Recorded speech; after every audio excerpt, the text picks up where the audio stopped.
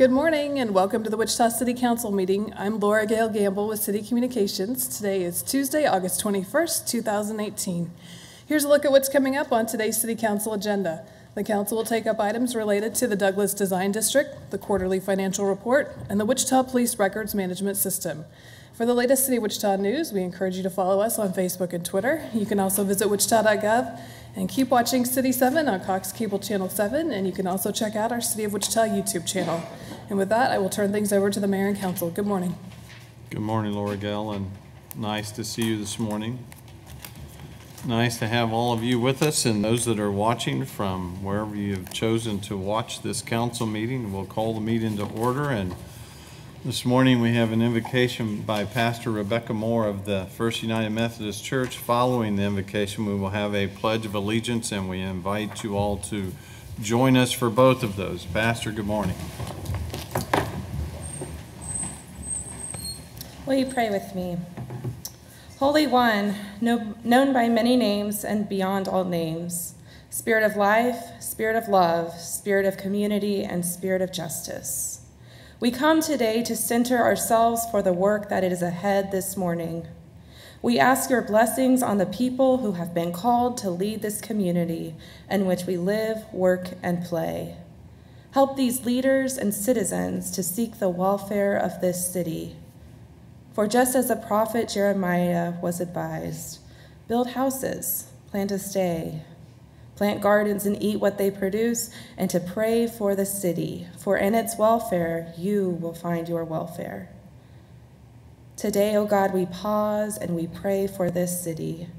We pause for just one moment to cherish the void of noisiness, of debates, and of the world's anxieties. We pause to align our work for the welfare of this city.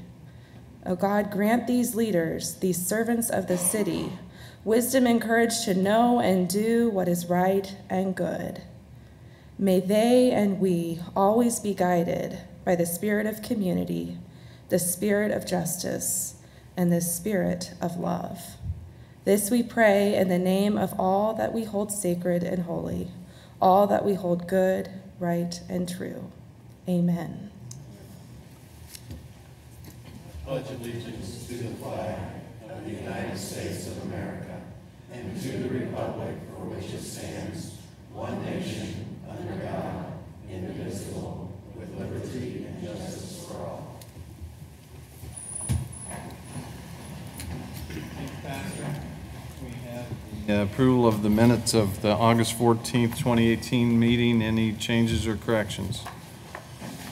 Seeing none, I move that we approve the meeting minutes of August 14th, 2018. Second. Motion and a second. Any discussion? Cast your vote. Motion passes 7-0. We have one service award this morning.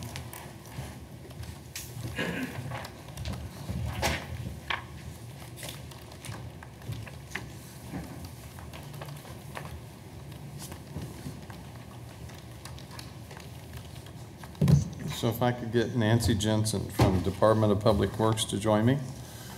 Anyone else you would like to bring up, you're welcome to. I would think Alan King would be forced to come up.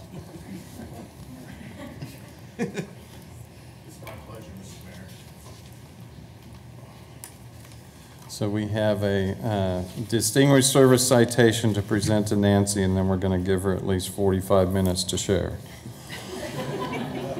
During her 30 years and 4 months, wow, of service with the Department of Public Works, Ms. Jensen has served as a Community Health Nurse 1, Community Health Nurse 2, Division Supervisor, and Community Health Nurse 3. Over these 3 decades, she's seen considerable change in terms of both city structure and the child care industry. Through it all, Nancy has been known for her dedication to ensure quality child care in our community. She is well regarded by her colleagues and child care providers, and she has served on the Regulatory and Best Practices Committee that have resulted in a safer care environment for children. And with that, there is a distinguished service citation that we will give to you, Nancy. It's presented in recognition of dedicated and meritorious service rendered to the community and citizens of the city of Wichita, Kansas. Thank you for your service. We'll let you sit. Alan will be right here to prop you up. Well, if showing up for 30 years on time and doing my work credits this, I appreciate it. The true reward belongs to my team and all the teams that I have served with and my administration. We could not have done what we've done without their support. And I just want to encourage everyone. What we do is child care licensing. We take care of those babies out there. And if you have any grandchildren or children that are in out-of-home care, we're the ones that are watching out for them while you're at work so you don't have to worry. And we are very privileged to do that. So I thank you. I thank you, Mayor, and I thank you, Alan. I thank you, Don and Joe, and and Laura, my current manager. Thank you all for this award and for your support over the years. Thank you.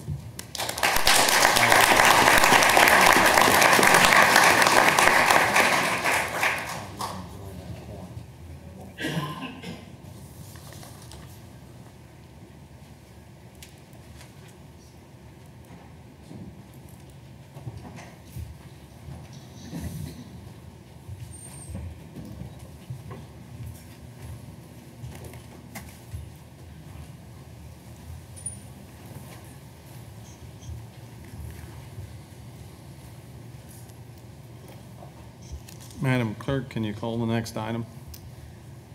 Tremaine Paul Longar, City Ordinances Regarding Criminals.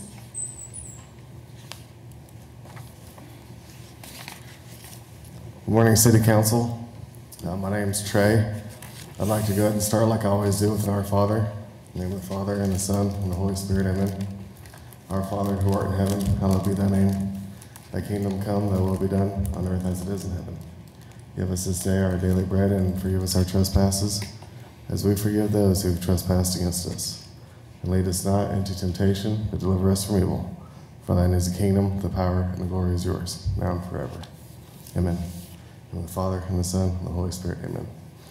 So the ordinances that I would like to cover, I know that as a city we have basic rights to exclude certain people from living in our city limits, and I think we should exercise some of those. I'm a very big fan of exercising our rights as a community to exclude any kind of malicious criminal from living or visiting our city, having checks and boundaries just like any living community.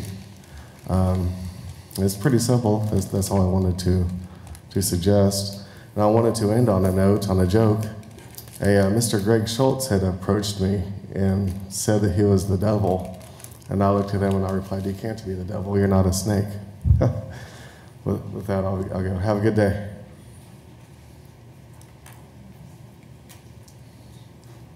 Madam Clerk, next speaker, please. Ed Robinson, City Annexation of Property at 143rd and Harry.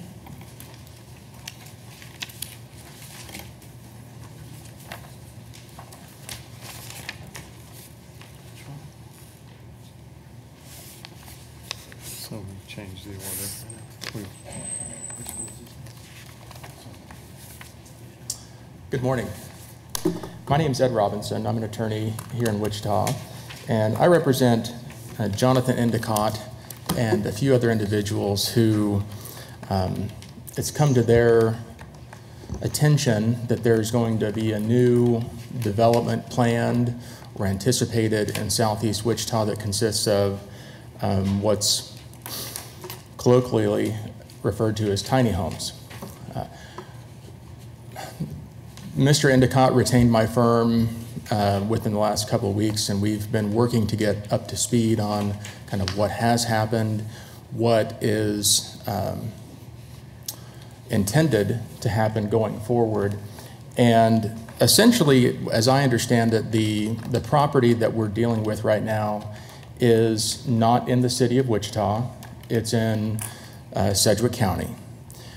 The property at issue has been subject to a plat that has been submitted to the city for approval, and I understand that that may be on the city's agenda today.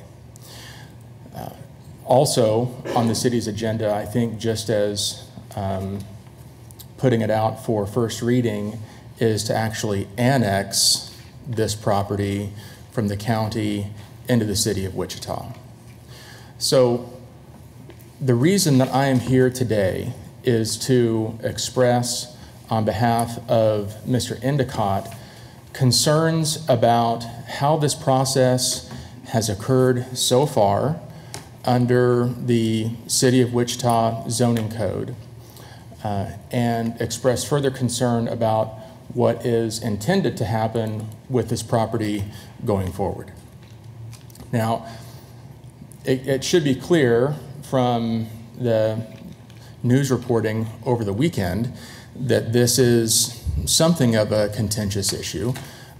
My client has received a threatening email from apparently not the actual Jim Ryan, but someone claiming or calling themselves Jim Ryan, that they should not, that my client should not challenge this process, that bad things will be visited upon him and his business if he challenges that. The fact that my client is here and that I am here representing him should be evidence by itself that my client is not going to be dissuaded by email threats. Let's get down to the merits of what we're talking about.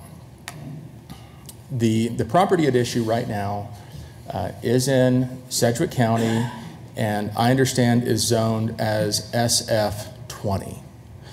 And SF20 means single family, and the lots for single family have to be at least 20,000 square feet. My understanding from what has happened so far is that if the property is moved from the county into the city, then it will move from SF20 to SF5, meaning that it's going to be single family and it has to be at least 5,000 square foot lots, and that the developers of this property have further requested and may obtain some additional consideration, which will allow these lots to go from 5,000 square feet to 4,000 square feet. And the idea, as I understand it, is we're dealing with a 15-acre plot of land, and the developers are planning to put about 90 homes in this area, which just happens to be surrounded on all sides, essentially, by homes that are 300,000 up to $1 million homes. And I understand that these homes are going to sell for somewhere in the range of $100,000. Now, why is what has happened so far problematic?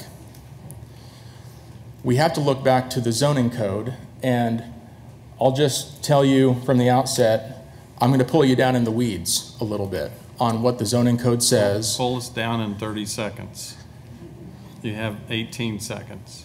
Oh, I wasn't aware that I was on a timer. Yeah.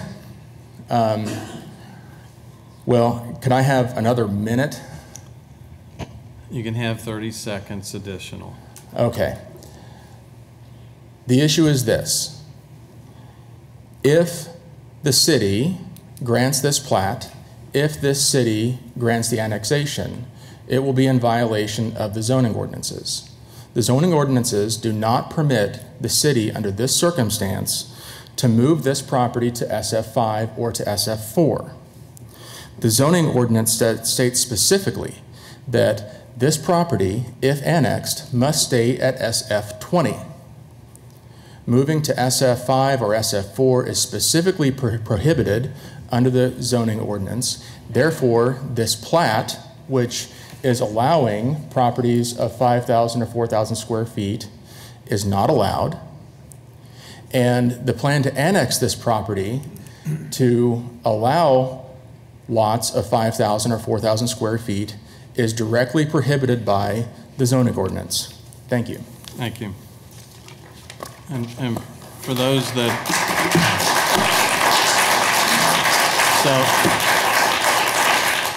so again, we would appreciate it if you would honor the decorum of this meeting, which is a business meeting. So we would appreciate that you don't applaud. We have kind of bent the rules a little bit and allowed people to sign up at the last minute, so we'd appreciate a little courtesy from all of you. So next speaker, please. Jerry Mayhew, living in tiny homes.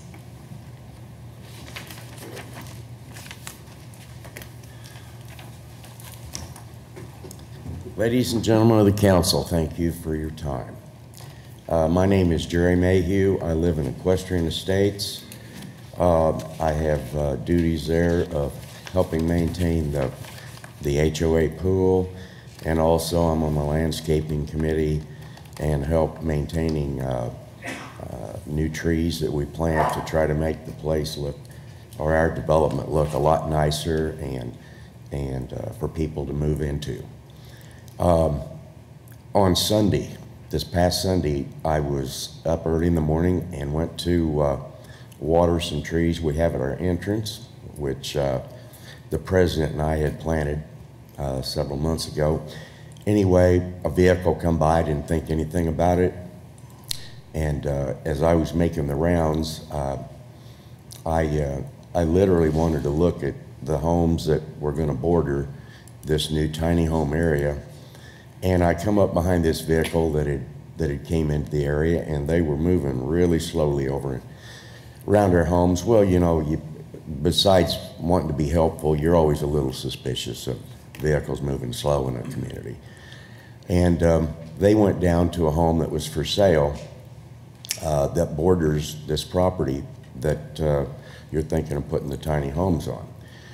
So I waited for them to leave. They moved real slowly out of that, looking things over, and when they came out, I just briefly put my hand out the window, stopped them, asked them if there's something I could help them with, whether they was looking for a certain property of somebody's, and they said no, that they had planned on moving into this area. They were looking at a home there, and they'd missed the open house this Sunday because they had a family issue. They lived in Smithmore Addition, which is down the street just south of Harry, between, it would be Greenwich and Webb Road.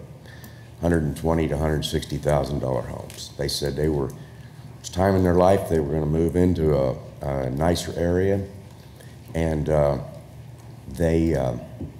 but when they saw the article in the paper, they realized that was probably where they were thinking about moving. So they, besides looking at it on their phones, on a satellite view, they thought, we're just going to go out there and look and see how close this is. So they did that, and that's when I saw them, and they let me know right then. I said, well, you know, we don't know for sure this is going to go through, but they said, well, we'll keep our eyes on it, but it looks like this isn't quite the area we want to be close to that.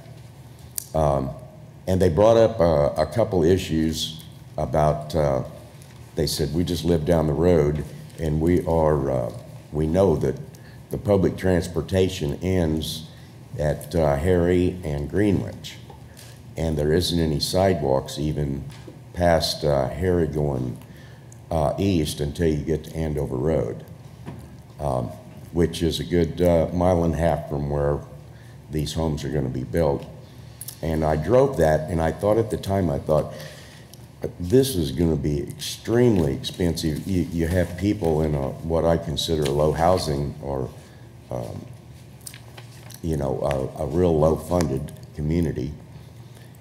A lot of them are going to need to be able to walk to where they're going, and there are no sidewalks there. It would be extremely expensive for the city to put them in, but that's something I'm sure you folks will address later. Traffic is a huge problem there, but anyway, I've had my piece. I hope you will consider this, because we do have homes in there for sale, and it looks like this is probably going to put a real hit on us on what our properties are worth. Thank you for your time. Madam Clerk, next speaker, please. Bob Schuster, Tiny Homes.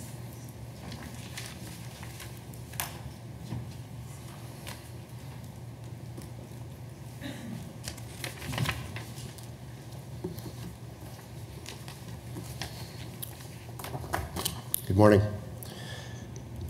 My name is Bob Schuster. I live at 14704 East Cambria in Wichita, Kansas. And first I want to thank you for the opportunity to speak to you today.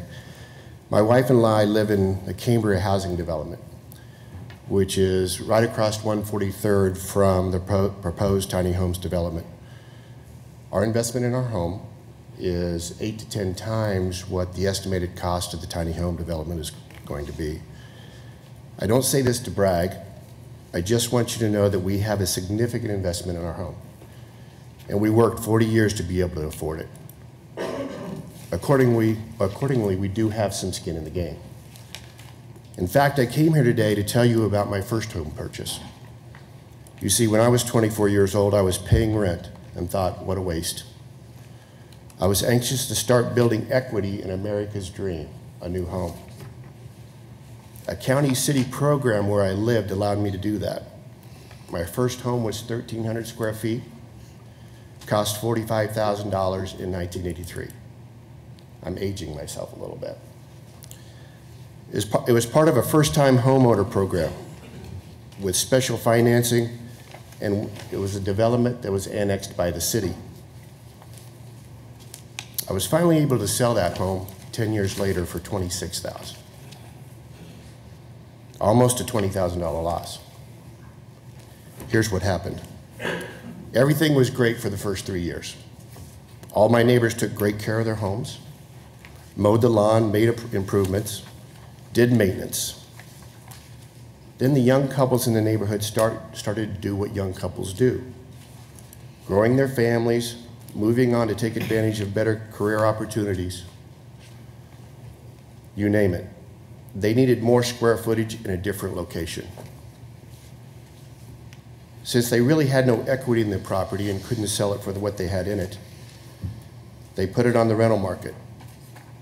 5 years later, 40% of the homes in that development were on the rental market.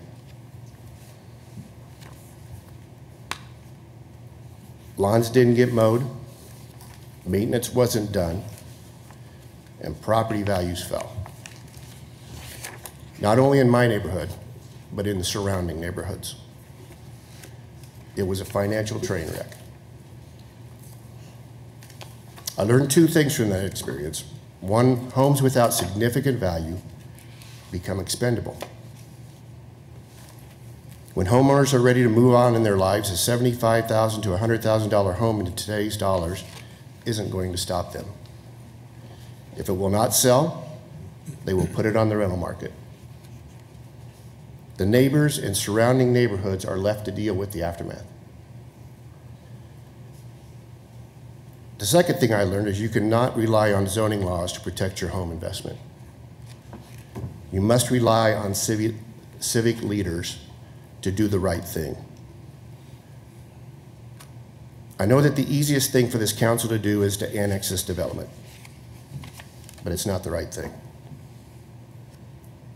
Tiny homes are starting of a development where homes do not have significant value, and yes, they will become expendable. There's a financial train wreck coming, and you are the leaders that are supposed to see it coming and do something about it.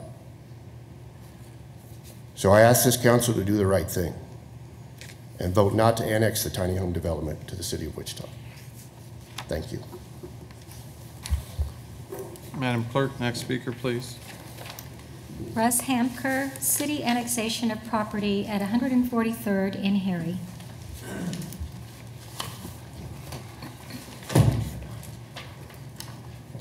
Morning, Council. My name's Russ Hamker. I live in Sierra Hills in Wichita, Kansas. First off, I want to say I like the concept of tiny homes. It gives many people a minimalist home to live in to take care of their basic needs. It's a great concept. Unfortunately, it's a terrible location. After hearing via word of mouth that tiny homes were being put up in zoning, I started a survey on 7:30. We started out with a simple flyer that was passed around our neighborhood. It later grew into a door hanger that has been passed around to tens of neighborhoods in the area and has now grown into a website. The survey was very simple. What is your basic information? Are you for or against tiny homes? And what is your email address? From 7:30 to 8:20, I gathered more than 500 people's information. Out of over the 500 surveys, only 8 people were for tiny homes. Everyone is extremely against this for many different reasons. This includes 40 homes from Cambria, 180 homes from Sierra Hills, 96 from Equestrian Estates. Yes, we have almost doubled that in responses, including others in the surrounding community. Everyone in the community has spoken out against putting tiny homes at 143rd and Harry. Christopher McCullough Academy is directly behind my home. I have children that go to school there. We have many concerns about the traffic, roads, and sidewalks in this area already. It is only a 2-lane road with no sidewalks. Traffic is backed up to both Harry and Pawnee daily during school drop-off and pickup times and school events. Kids have to walk on the road if they are required to walk. Adding 180 cars for 90 homes or 1,800 cars for 900 homes when the second phase of tiny homes goes in will most certainly destroy any ability for anyone to get to or from school in a timely manner, not to mention getting people to work by 8 a.m. We are also concerned about property values, as you all have heard. We have contacted 2 different realtors, including Kelly Ball and Gary Stephen. They are both in agreement that if the City Council does allow annexation of tiny homes, that we will lose between 10 to 20% of our home value in the immediate areas. The city can artificially keep the values of our homes up when they're doing their evaluations, but when our homeowners go to sell, the realtors will look at the comps in the local area and will find that the homes that are 1/3 or less the value in all of our backyards. As all of our property values will go down in price, I have already talked to almost everyone on the survey. We are all in agreement that we will ask to have our taxes reevaluated due to the loss of property value. Adding Sierra Hills, Equestrian Estates, and Cambria together, that's a total of 316 homes. The drop in taxes will equate to between $10 to $20 million in total lost taxes for the city. In closing, the City Council is designed to help the people of the community and protect them from the bad that is in the world. We understand that if you do not annex the property, the city could face a lawsuit from the developer. Unfortunately, the other side of the coin is true here as well. All 500 plus of the people that have filled out my survey have agreed to do a class action lawsuit against the city of Wichita if they agree to do annexation of tiny homes. Thank you. Next speaker, please. That's it. Is that Mayor, it? that's it. All right. Madam Clerk, you want to call the next item, please? Consent agenda items 1 through 15. Are there any items that need to be pulled for clarification or discussion? Councilmember Meitzner. Yes, Mayor, thank you. Can we pull items 12 and 13, please?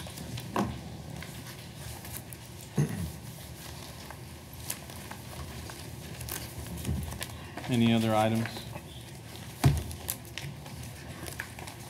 Seeing none, I just wanted to make sure those are both planning items. They are. Correct. Okay. Seeing no other, I move that the City Council approve consent agenda items 1 through 15, that with the exception of items 12 and 13 from the planning agenda, consent agenda. Second. We have a motion and a second. Any other discussion? Cast your vote.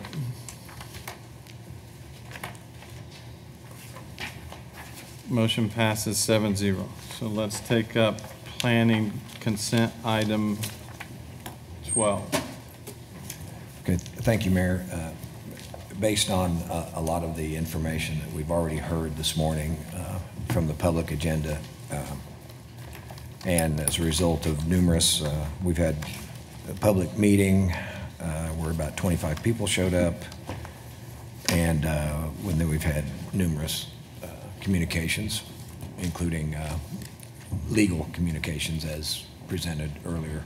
So with that, I'd like to, I think the public and everybody should let's review and understand the planning environment about this. I've asked Dale to please address us and explain to the council, as well as Ms. Magana, if you can also weigh in if we have any questions. On what we're voting on this morning. Correct.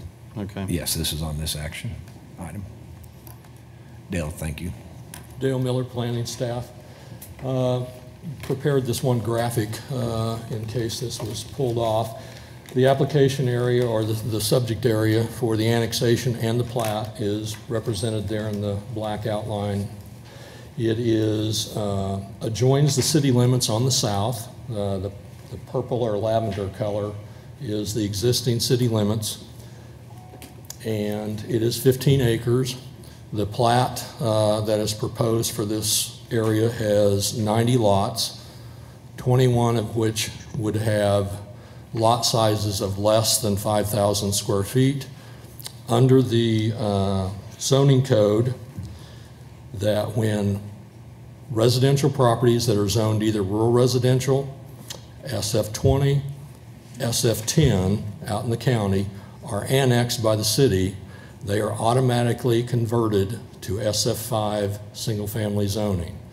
The only exception is that if, by writing, the property owner requests SF10 zoning, then they can get the SF10, but without that request by the zoning code, it automatically converts to SF5. And so upon annexation, if this property is annexed, it would go from its existing zoning of SF20, which has a minimum lot size of 20,000 square feet, to SF5, which typically has a 5,000 square foot minimum lot size. However, Article 3, Section 3, BE 1A, under the SF5 zoning district, it's called the cluster provision, allows for the lots to be reduced automatically in SF5 to as small as 4,000 square feet, provided that however many square feet you go below 5,000 to 4,000, that same amount is set aside as permanent open space in the subdivision. And that's what this subdivision has. For the lots that are below 5,000 square feet, they have set aside the 1-for-1 square foot of open space that would be retained in the subdivision. So that is legally provided for in the SF5 zoning district, and they are taking advantage of that. Under annexation, because this is a requested annexation, there is no requirement to provide a newspaper notice nor individual property notice like you're familiar with a zone case. And so there was no notice on annexation because it's not required either by state law or by local requirement. The plat, again, there is no local requirement nor state law requirement to send individual notice or to advertise in a newspaper for a plat. However, the Planning Commission has a policy that states that one of our red and white development application signs is supposed to be posted 13 days prior to the Planning Commission meeting, and the sign was up in the sense that they posted it, but with the weather, it had dropped down. I personally saw it. The sign is still facing 143rd. It's just not at the top of the two stakes that they had stapled it to, but the red and white portion was still showing, so they did post it. It is only a policy. It is not a regulation. It's not an ordinance. The plat was reviewed by the subdivision committee on July 2nd. Well, actually, July 2nd, the plat was filed. There was an annexation request filed on July 11th. The subdivision committee reviewed it on July 19th and approved 5-0. The Planning Commission reviewed it on July 26th and approved it 11-0, and it's now before you for consideration. With that, I'll stop and try and answer any questions. Dale, did you say earlier that is any land that's in the unincorporated area, Sedgwick County, that's not in a city, meaning ours or Andovers, anybody. Is it all either SF10 or SF20? Or RR. The majority of the unincorporated property is zoned RR, rural residential, which has a minimum lot size of 2 acres. However, land within roughly 3 miles of the city limits was back in 1958 rezoned or zoned to what today is SF20, but that's not consistent. Okay. But most of the land in the county that is zoned RR, but there is a significant portion that's zoned SF20. Okay. All right. And so the plat that was approved that on item number 12, the plat that was approved, can you tell us or tell the council and re-explain what traditionally and potentially legally from your perspective, but traditionally, what have we done on that? The city council under state law, and I'm not a lawyer, so I'm going to tell you that up front, but Jennifer can help me clear up anything if I misstate it. But under state law, the only thing that the governing body does when it comes to a plat is either accept or not accept the dedications that the plat proposes so that the utilities and the street connections and those things can be provided to the plat. That the minimum lot size and the layout and of a plat are all left to the Planning Commission's discretion, and they have to follow the adopted subdivision regulations, which spell out the expectations that the city has for a piece of property to be annexed and to receive services. And so I'm going to generalize here, but about the only way that a plat can be denied or turned down is if the plat fails to comply with the subdivision regulations. And in this case, they have complied with everything that was required as part of the platting process. Okay. So let's ask our legal advisor. Obviously, we've heard from one attorney this morning. And so legally, if we just simply want to deny this based on the fact that we don't like tiny homes, can we make that a condition for denial? Good morning, Mayor and Council. Jennifer Magana, City Attorney. As Dale states, this process has followed the lawful process. The platting, the item before you is a ministerial function. You have heard that the evidence has been met. The Planning Commission has addressed it. You really don't have discretion in this matter as we would see it if those conditions have been met. And I concur with Dale's representation of the process. Okay. For what it's worth, the plat, the building envelope that is provided on even the smallest lot, you could build wall to wall legally a 1,600 square foot structure, and then with a second story you could have another potentially 1,600 square feet. The plat does not guarantee or require or insist that there be any particular size of home or value of home, except that it has to be within the building envelope that the zoning code and the subdivision regulations require. Because we have a number of small lots around the city. I say small, 5,000 or 4,000 square foot lots. Correct. Up until 1996, the standard was 6,000 square feet for a single family home, and then 96 it was dropped down to 5,000, and I think that's also when we included the 4,000 square foot cluster home. In 96. In 96, yes.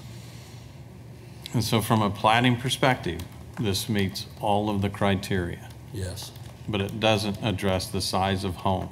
So this vote platting doesn't does not address do the that. size of home. It just simply addresses that they met the platting requirements. Correct.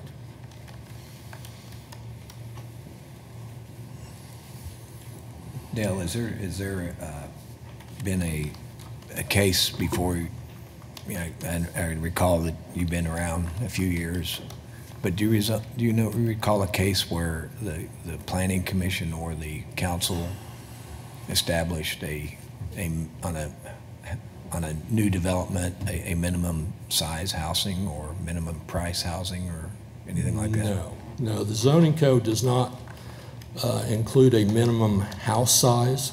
It has the minimum lot area, but no, that's not been part of the City of Wichita or Sedgwick County's code. Okay. I'm not sure if any. So, and it is subject to potential litigation if it's not approved, and as we've heard earlier, if we approve it, we're subject to litigation by whatever was told to us earlier today.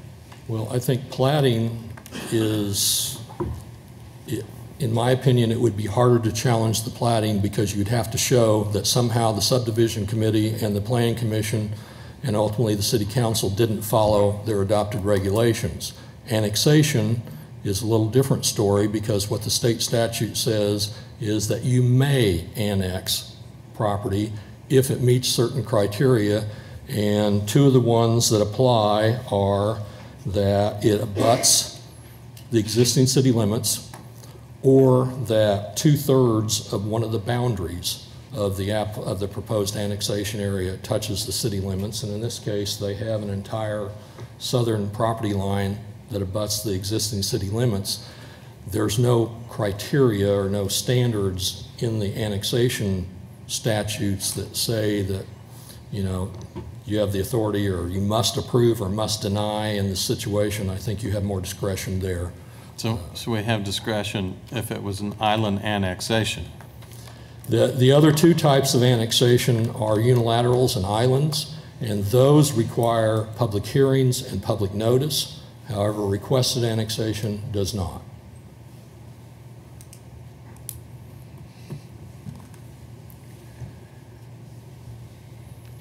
And has the city council ever denied an annexation request? Not in 31 plus years that I've been here. I requested. If we were to deny annexation. Yeah, but you're just a short timer. Do we have anybody with? Yes. Yeah. Doesn't mean there wouldn't be the first time. It's just not happened while I've been employed here. So based on future annexations anywhere around the city, bordering the city, or we've got some land that's internal to the city that's still not, that's in the county or it's separate zoning, it's not in the city limits, it's surrounded by the city. So if we were to deny annexation here, trying to predict the future and future council, could, in this case, kind of any annexation request be heard by anybody and for any reason that's, I'm just trying to think what the grounds are for us to not accept annexation and know that the future or anybody else, because there's no boundaries, so anybody could comment. We've had information from citizens that are clearly outside even a 200-foot traditional circumference. So, I mean, we could hear from people all over the city on annexation things. Is that? I don't really have any background information on any court cases where someone has sued because they weren't annexed. I would presume that the courts would look at the reasonable, the standard reasonableness of the council's action and whether you were being arbitrary or not consistent. Okay. That's just me. Are you ready to make a motion? Let me just add, I'm not worried about setting precedent. I'd be happy to find if there were good reason not to annex. But I'm asking legal and you, can you give us good reason or reason to deny that we can legally stand on? You would need to have some basis for findings of fact to make a denial. I'm not aware of any basis for those findings of fact to support a denial at this time. And then the other fact of the matter is, technically, they don't need annexation to build this community. They have the ability to do that in the county today. Well, technically, they do need the SF5 zoning to get to the 4,000 square foot lot. They could, if you denied, I'm just thinking through this, if you denied annexation, they could then file a zone change and ask for SF5 and go through that process, but it would be done in the county as opposed to automatically occurring with annexation. So let me ask again, do we have any legal grounds to deny this case today? I've not heard anything so far from this presentation. So one thing that is available to us, if we need to pause and go into executive session to visit with legal counsel, we have that authority and ability. Is there anything else legal would need to share with us before we would vote on this? I am being asked by counsel for the developer to speak with him. I could, I don't know what that conversation will be. So at this time, I am not aware of anything. Mayor, Anything else? because this is, I'd be okay if we wanted to recess for so a since, quick, for a brief so you guys good with the executive session. pause, and let's go into recess and make sure we fully understand legally what our obligation is or isn't? I'll motion that. Second. So we need a little bit more than than that. A motion to recess for Consultation with our legal counsel with to discuss the conditions of this particular case. If you're making a motion to recess into an executive session, Yeah. Your motion would need to include a statement of the basis, which is potential litigation and consultation with legal advice for matters involving the item before you. The motion would need to include that the executive session is required to protect attorney-client privilege and at time certain, not to return before a certain time. Is 15 minutes enough? Yes. So why don't we recess into that, and we'll let Councilmember Meister finish his motion as stated and return no earlier than 10:05. Yes. That's the motion. And we have a motion and a second. Is there any other discussion? All right, cast your vote.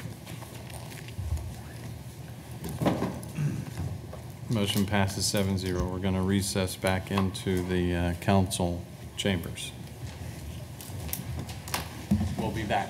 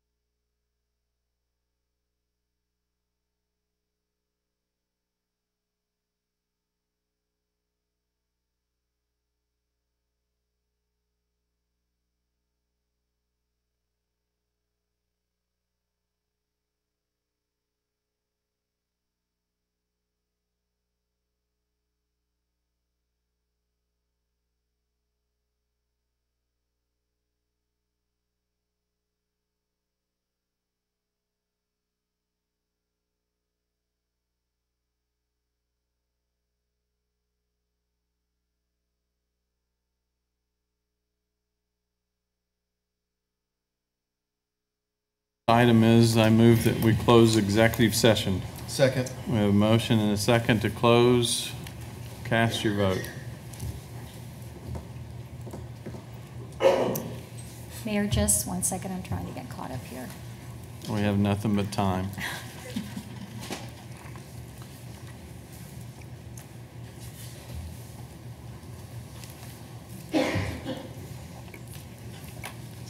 And motion passes 7-0. We will call the meeting back to order and take up the items on consent that we had pulled, and so I'm going to turn it over to Councilmember Meitzner. Thank you, Mayor. We did meet and clarified, and we could not, everything that we know meets all the legal requirements on this platting and annexation, and as emotional as it is, and everything else that's been said today and previously, but at this point we don't have it meets all the legal requirements that are on the legal process today, and so with that take the staff's recommendation for agenda item 12 and 13. Second. We have a motion and a second. Any other discussion? Cast your vote.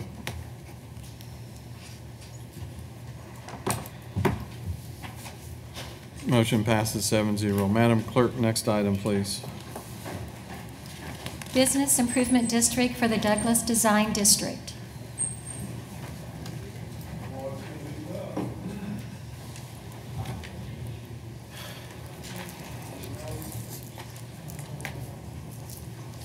Good morning, Mayor, City Council. I'm Scott Knable with the planning staff. The item before you today is to begin the process of planning for a business improvement district for the Douglas Design District. Douglas Design District is a area kind of in the heart of Wichita, runs east-west along the Douglas corridor, both north and south of that street, from Washington to approximately Oliver, just east of Oliver. The Douglas Design District itself is a voluntary organization of over 300 businesses, and they have, for a better part of a decade, existed to provide for marketing and development of their business area, and have recently, in 2017, adopted a strategic plan to allow themselves to become a financially self-sustaining organization. Right now, all of the members that join voluntarily pay dues, which puts the organization in a position to have to be constantly fundraising to keep their operations underway. They also adopted or put out a 2020 vision campaign to establish the business improvement district and also to support the city's consideration of the Douglas Avenue Street project in its capital improvement program.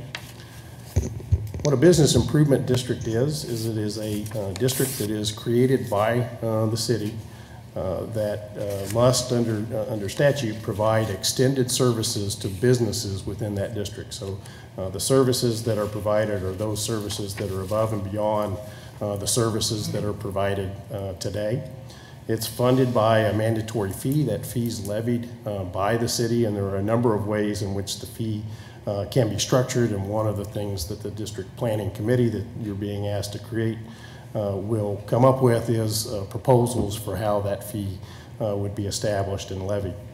The business improvement district operations can be run by the city as a city department if it so choose. It also can be contracted out to a third party, which is similar to what the city does with the Wichita Downtown Development Corporation. It operates a similar type of mechanism called a self-supporting municipal improvement district. And so that's one of the options that this planning committee will discuss and bring back a recommendation to you as well. Statute requires that the district planning committee be appointed by the mayor. The city council is required to authorize the size and purpose of that district planning committee. And the district planning committee has to consider the district boundaries, whether those would be the current Douglas Design District boundaries or some different district that the planning committee might come up with. Those services, the extended services that the district would provide, the budget and fees that would support that provision of services, and then any other information that the city council requests in establishing the planning committee.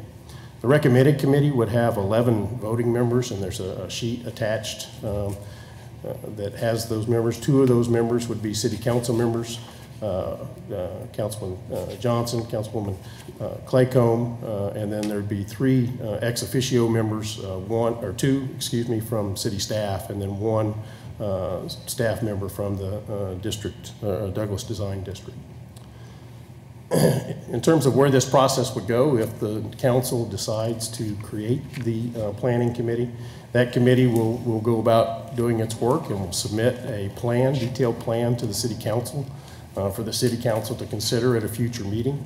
The city is not obligated upon receipt of that plan to continue with the process any further. However, if they do choose to continue with the process, then what the city council would do is establish a public hearing that would, at that public hearing, would then consider the creation of this business improvement district. That public hearing requires both a mailed notice to all of the businesses within the boundaries of the proposed district, as well as publication of the notice in the official city newspaper. The city staff has noted to the Douglas Design District that they would be expected to pay the costs of that notification, which would involve not only just the mailing of notices, but also hiring a service to determine the names and addresses of the businesses within the boundaries of that district, because that's not information that the city maintains. We have access to information of property ownership, but the business improvement district actually levies the fee on the business that is on the property, whether the property is owned by that business or not. The recommended action is for the city council to authorize the mayor to establish and appoint the district planning committee with 11 members, 11 voting members, and 3 ex officio members, and direct that committee to prepare a plan that addresses the boundaries, services, the financial plan, and other pertinent information that the council may choose. With that, I'll stand for questions. Questions at this point? Councilmember Meissner. Thank you. Scott, can you relive some history on the SMID, the downtown district? Okay, sure. Call it SMID. So the self-supporting municipal improvement district is different in a couple of main ways. The self-supporting municipal improvement district is intended to provide extended services, and it is intended to provide those extended services to businesses. But the self-supporting municipal improvement district in state law is limited to the area that is designated by the city as the central business district. So that's the boundaries, basically. Yes, it can't be in other areas of the city. Right. The second thing is that the self-supporting municipal improvement district collects its revenue through a property tax. So it is actually charged to the property owners as opposed to the businesses. So the business improvement district is a similar type mechanism that's allowed anywhere in the city. It's not restricted to just the downtown. And then its levy is a fee that's charged to business owners, not to property owners. Okay, and when that was approved, was it a majority of the property owners?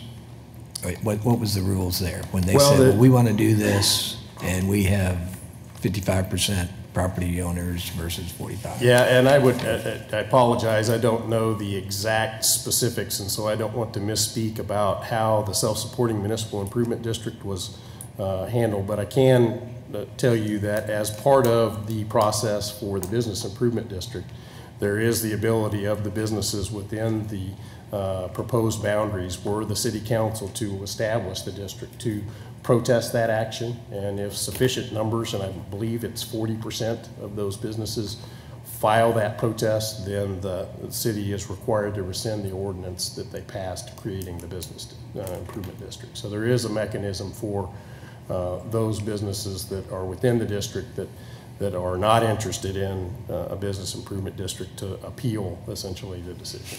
And is it, you say that, then there's a confusion because along Douglas Street, there's a difference between the business owners and the property owners. That's correct, right. And there are also other properties that are not businesses. So the fee itself would only be levied on businesses. It wouldn't be, if the property were used, for example, as a residential property, they would have no fee. Have the boundaries been established on this yet? That they have not. That was one of the purposes of the planning committee, is to establish those boundaries. So if there's thanks for clarifying that. So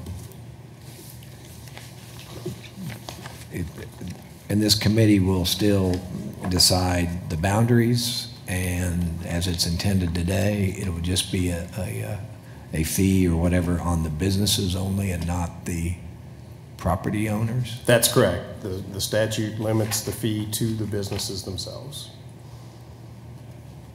Okay, and I question a little bit, since we're very familiar with protest zones being 20% or more, I'm kind of, when you said 40% objection back to the council, kind of, I'm not sure I'm real comfortable with 40% versus. Yeah, and I'm looking at the statute now to verify that is the percentage, but that's what sticks in my head, is that it is 40%, and that actually is a protest that could be filed at the time of the establishment of the district, so that the district would never be established were there to be a protest of that magnitude. And then there also is the ability in any given calendar year for a protest to be levied to the city that would then require dissolution of the business improvement district in subsequent years were that protest to reach that level. Okay, thank you for helping clarify.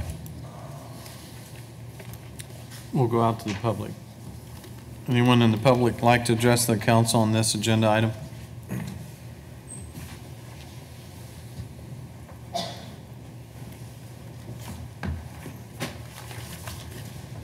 Good morning. My name is Bob Bayway. My wife and I own the Spice Merchant at the corner of Cleveland and Douglas, and we are certainly impacted by all these plans that are being promoted. You're just talking about businesses in the area, and please don't confuse a fee and a tax. A fee, it's required, is a tax. I don't care how you want to paint it. It is still a tax. Douglas Design District, I've been a member of it almost since its inception, and the idea was that it was to promote businesses on Douglas. And it has morphed into something that is certainly way beyond what that was intended to be at the very beginning. They now claim that they represent 300 businesses. I'd like to see that in writing. I don't believe it, that they have polled or have 300 business members who are in favor of these plans. What I would like to say, if we can, talking about the promotion of moving up the date on the Douglas Street improvement from 2023 to 2020. We're not sure what the urgency is. There's many business people who don't see the need for this in any way, shape, or form. Douglas is a beautiful boulevard. It moves up to 15,000 cars a day past my business. We've been on that corner since 1970 or 84, and we love it. We have curbside parking on any one business day. We have over 200 customers who can park at our door, come in, take care of business, and head on to the next place they want to shop, which is probably Nifty Nut House. On a Saturday, we will have 400 customers. We're just counting cash register people that go through the cash register. And their families. Again, they need convenient curbside parking. And with all of these plans and the bump outs, it's taking parking away from us. In front of my building, I handed you guys all maps that were from planning. And after going over these again and again, I look at mine, and I'm very proud of my property. We have invested hundreds of thousands of dollars in the Mentholatum building, which is a National Historic Landmark building. They have now, besides the bump outs at Cleveland, which narrows Cleveland by 50%, make it really almost impossible for an over-the-road semi-truck that delivers to our west door to get there. The same way for a fire truck. You've got fire trucks that are as long as semis, and you cannot make that swing past the garden in the middle of the street to make the corner going north on Cleveland. And that's true for all the businesses on Douglas Street that require deliveries to come to them. You've narrowed the streets down by half. We don't understand the necessity of that. The garden in front of my business is 100 feet long. It takes up a very important turn lane that's in the middle of the street. They've narrowed the street in front of my business and all and up and down from Washington to at least a hydraulic. They've narrowed the lanes by 4 feet. And that's a safety issue. They say, oh, you've got a legal lane. Well, I don't care what's legal, it's what works. They've shoved the parking parking at the curb. Now you've got just barely enough room for a car to park. And if you open your door, it's like a suicide door because you've got traffic going next to you. You don't have, the lane is not far enough away from the car. Back to in front of my building, they've taken the sidewalk and they've taken about 4 feet of my sidewalk and they're putting flower beds in the sidewalk. So they're talking about they're leaving us curbside parking, but if somebody pulls up to park and you've got a garden plot here, does the passenger open the door and step into that flower bed? I don't understand it. So, you know, we're all entrepreneurs. Wichita flourishes with entrepreneurs. And this is not business friendly. I talked in there about the number of businesses they talk about making this into a more walkable, pedestrian friendly area. We think some of them are smoking something that's not legal in Kansas yet. If you start at Washington and you head east, I've outlined the businesses that are there. You've used up 5 minutes. Can you wrap up in about 20 seconds? 20 seconds. Don't do this. It's not good for business, and I don't think you've got the business support. I don't think the businesses have been pulled. I don't think you can get people who say, yes, tax me in some way to promote something that's not important on Douglas. If you want to put flower beds on the sidewalk, put them on the sidewalk. Put them in a planter like you have downtown. Don't tear up our streets. Don't put these bump outs that hinder traffic. Thank you. And Any other glad to speakers? take any questions. No questions at this time. Thank So thank you. Any other speakers? Okay. Scott Knable with planning staff. I want to correct something that I told Councilman Reitzer. The 40% actually is the SMID protest. The Business Improvement District protest is a majority, so 50% plus 1 is what it would take. Okay, thank you for clarifying. 50% to protest or 50% to approve? So there is no vote of the business owners to approve. That would be done by council, and then it would be 50. If more than 50% of the business owners protested, then the council would be obligated by law to rescind their action. Okay. I have one more question, please, Scott. So, is a business considered a storefront or one that encompasses multiple square footage, especially on the front of? Is that one vote, or is it per square feet size that abuts Douglas? The statute does not say that, so I think we'll have to have some clarification as to what the voting rights of individual businesses are. I get where you're coming from the zoning statute where it's by square foot of ownership, but it does not. I think it, just my straight reading of it, it's just one business, one vote. And again, we're talking about just the Douglas, both sides of Douglas. Well, the boundaries of the district have yet to be established. That would be one of the tasks that this committee would do. And they would then bring that to the council for the council to agree that, yes, that's the right boundary, let's set a hearing, or perhaps, no, it's not. District committee, go back to work and bring us something else. Yeah, because I'm curious about, I'll bring up a business that also has a business on Douglas and then has parking next to it on Douglas versus another business that might just be a, part of a conglomerate that's got a storefront. Yeah, I agree with you that in my reading of the statute, it's like many statutes, unfortunately, is less than crystal clear and is going to require some interpretation. We will do that and get back to you. Yeah, that's difficult. I'm thinking Jimmy's Egg. You've also got Cargill's place that's a massive amount of square feet, and then Bob's operation and various things like that.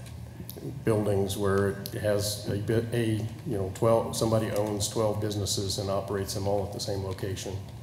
Those sorts of things are things that we're going to have to factor in if we get to that point. Or like, I think Mr. Hayes has a 3-story, pretty good footprint on the frontage. Sure. With or GMLV. They have pretty nice size. In Hayes' case, there's different businesses on every floor. Just where this is going, it seems to me one of the things that the additional direction that the council might want to provide to the district planning committee is to address these sorts of issues in their planning. Yeah, I'm not necessarily for or against, but I think in fairness, it needs to be be discussed for sure. All right, next speaker.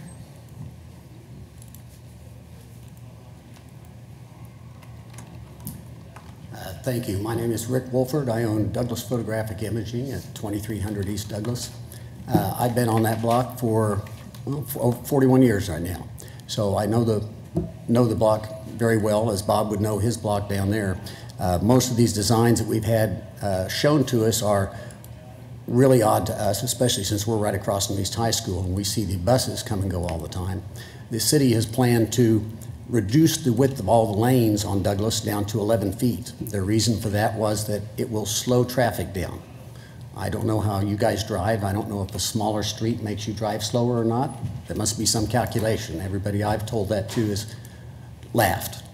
So the bump outs that Bob has talked about is going to make it really difficult to get any kind of semis or other truck deliveries to any of our businesses. Addressing the thing about the BID with DDD stating that they have 300 businesses that they represent. I think your confusion of what you guys just talked about there, where in my building alone, I have 4 businesses in there. So, and 5 if I count the ones that I own. So do all of those get votes on this too, or are they going to all be taxed separately? This sounds like a real can of worms to open up to say you're going to start attacking all these properties and start attacking the businesses with them with a tax. Because the property owners themselves aren't even being told about this. And so when they go to rent to a new tenant, they're going to have to tell them that, by the way, there's also a tax on you when you rent in this area. That seems to be the opposite of what you want to do if you want to build the district. By making it more tax heavy doesn't seem to make any sense. I'd say that you need to review this and really ask some of the people that have really been there. And the city has been very bad about, as well as DDD, about telling us anything of what's been going on. So we've been in the dark on most of it unless we actually call DDD directly, and even then they will say, well, we don't have anything to do with it, call the city. And when you try to get to the city, that's a lost cause. So who have you talked to with the DDD? Karen Condiff was one of the main ones, of course Monica Smites. The last meeting I was at, they were less than friendly with me, let's just say. And they just referred you to the city? They referred me to the city. So everything that's being done is all done by the city. We don't have any say in it. Really? That's right. Okay. So I'm very confused about this, and I've been on the board of DDD before, so this is not the same DDD that I recall. All right. So I have no idea how they came up with, if there are no borders on the district right now, I have no idea how they know in a borderless area that they have 300 groups that they represent. I think I'd ask some questions here before you go farther with it. Thank you for your time. Any other speakers?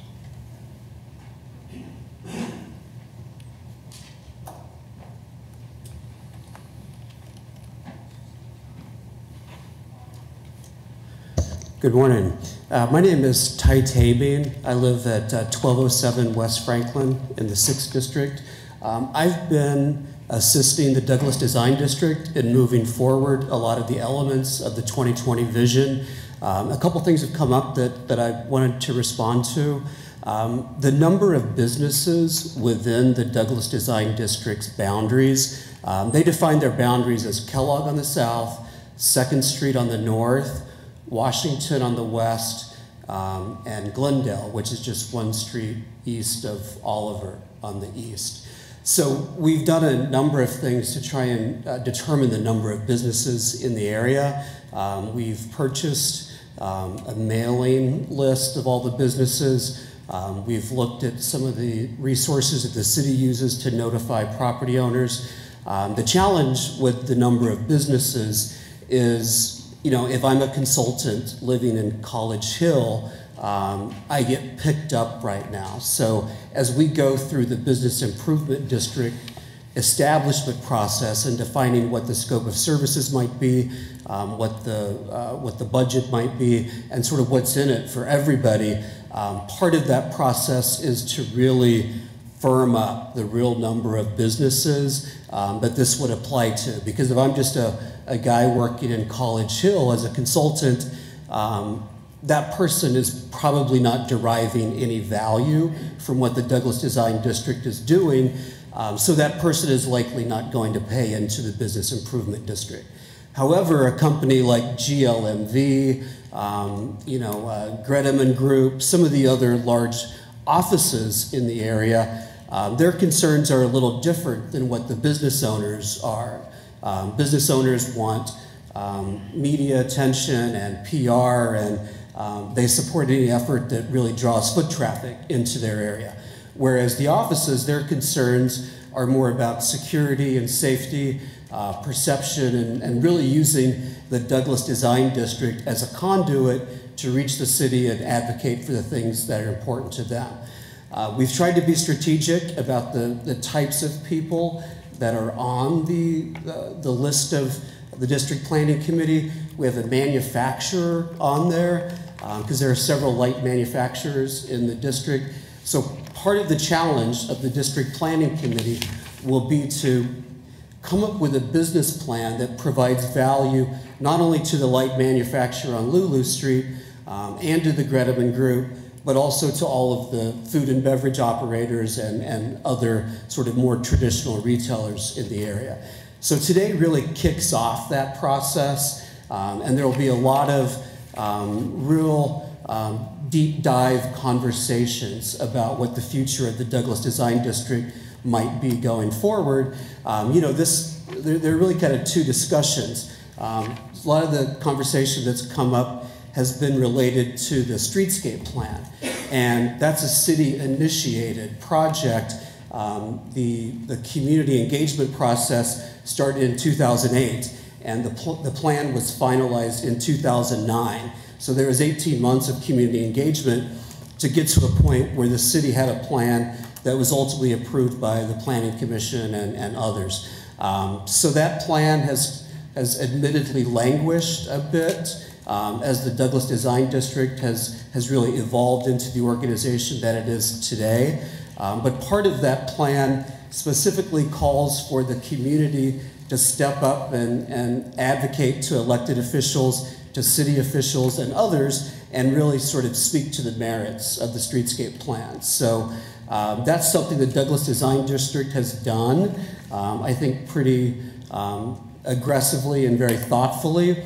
But it's a city infrastructure plan, not the Douglas Design District's plan. So that needs to be clarified, and we're just really excited to start this process. The Douglas Design District has grown into one of the more dynamic organizations in the city. It does a lot of great things, but it just has volunteers leading the effort. So they're really ready to embrace sustainability and a long-term plan for growth, and they've been anticipating a sustainable funding source for several years as part of that. So we think the Business Improvement District will be the tool that allows for that to happen going forward. Thank you. So Ty, my only concern is why would your organization just simply refer people to the city and not explain the process? Well, we have been explaining the process. We've had great support from the city. And you know, Gary and Paul and others, they've been readily available for phone conversations, for off meetings and whatnot. So we've found them very accessible. And so we've said, you know, this isn't our infrastructure project. So for some of the questions that, you know, a lot of people have had a hard time understanding the answers to, we've said, look, talk to the city. You know, they have all the answers. The length of the bump outs, where the mid-block crossings will be, you know, they're the engineers that can answer those questions. So referrals have been made to city staff on that. And none of that's been voted on by the council, so that can always change. Correct. All right. Thank you. Next speakers.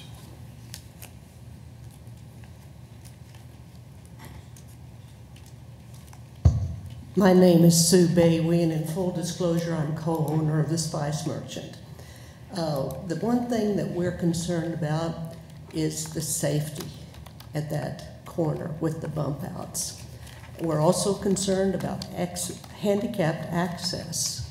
And as I grow older, I find it's much more difficult for me to pull out of a parallel parking place and onto the street, and I think our customers will find that also.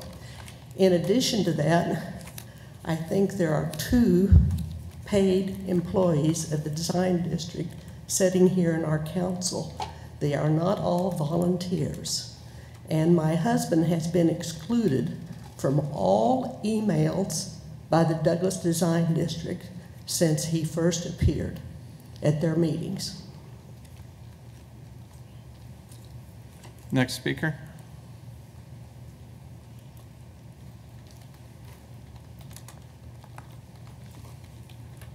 Hi, I'm Janelle King. I am the owner of the workroom at First in Cleveland, and I'm also the president of the Douglas Design District. And the vision and goals behind the Douglas Design District has just been to grow and promote an area and for all those businesses within it.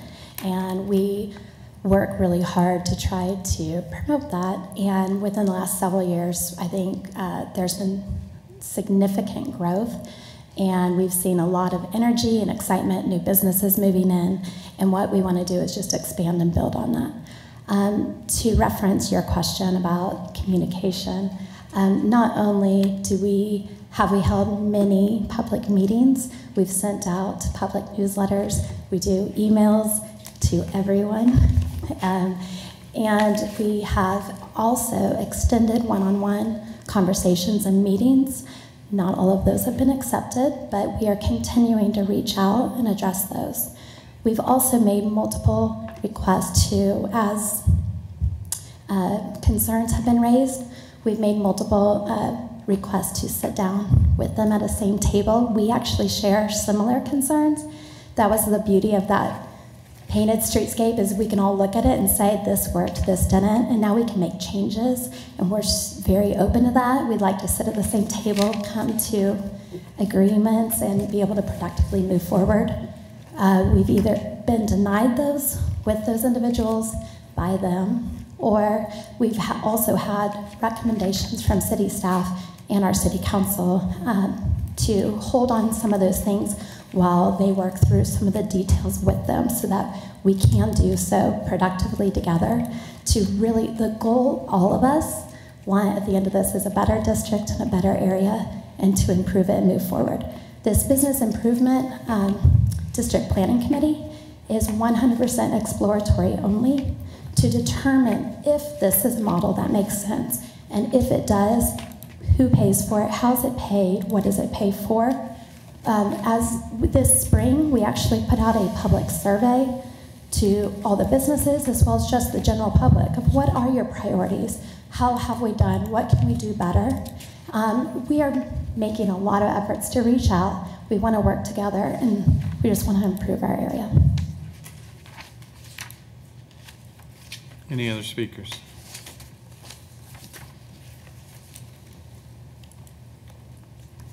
Hi there, my name's Karen Cundiff.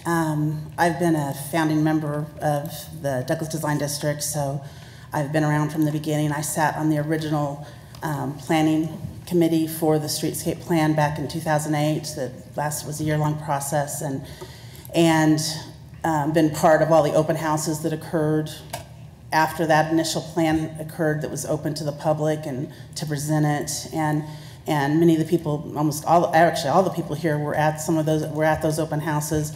When the engineering phase got done later on, there were more open houses to present the revised plans. And what I believe is one of the beauties of the faux finish we did on the plan is that it does show some things that do need to be addressed. And I think we're not as far apart as we are having similar interest in making sure that everything is a great place for people to come, for our businesses, that our businesses have as many people there as possible to come to their front door. And I love that the city is willing to listen to some of the issues that might be, very relevant for a lot of different people. And as we've said, that we have some issues that we see that have come up with just by seeing the streetscape. And that's about the bid as well. It's this committee, the planning committee you're voting on today, it's not saying we're going to get the bid. It's just saying we're going to look and see if it's even an option. It may not be an option. We may find once that planning committee is organized that it's not a good fit for the district. But it may be a perfect fit, and it may be able to bring things like Wichita Downtown Development has brought to the downtown area, which I think has been some amazing things. And so I just hope we can work together. Like I said, we try our best to do as much communication as possible. We have done everything we can in that regard. And I just appreciate you considering looking into having a planning committee to see if this is even feasible. And thank you. Thank you. Any other speakers? Going once, going twice, we'll bring discussion back to the bench. Any other discussion at the bench? We have a couple of council members that are listed as, I guess, willing to serve. Yep. Voluntold. So I do share, well, before I get into that, Councilmember Blueball. Thanks, Mayor. I'm just trying to clear up some things. Is this a voluntary group, or are these, I thought someone said these were paid people that are on this committee. It's all volunteers, is that correct? With the exception of the ex officio members who have jobs that are affiliated with it but are not voting members, that's correct. So they're paid from the Douglas Design? No, sir. Okay. You pay me. Okay, okay. And then do we have any kind of ballpark figure what this is costing the businesses? I know we're going out for bid. Do we have any idea? No, sir. I have not seen any numbers that are have been bandied about in terms of what the cost would be. A number of the business improvement districts, and there are over 1,000 of them in the country, have a variety of techniques that try to match the size of the fee with the benefit received. And there are a number of ways to do that by size of business or what have you. And I suspect the planning committee will come up with something along those lines for this district as well. I've had a number of people reach out to me and share their concerns that they don't feel like the voting members will be reflective of a majority of what the business owners, how do I respond to those folks and let them know that, hey, the committee is going to be reflective of the majority of you. Yeah, I think the response to that is that there's not a plan developed as of yet. And I think that one of the things that the council ought to do is provide that sort of direction to this planning committee.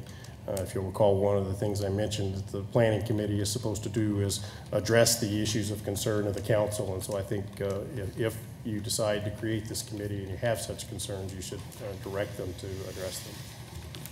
Thank you. Question I have. I'm sorry, we brought the discussion back to the bench, unless some council member is asking. We'll contain the conversations up here at the bench.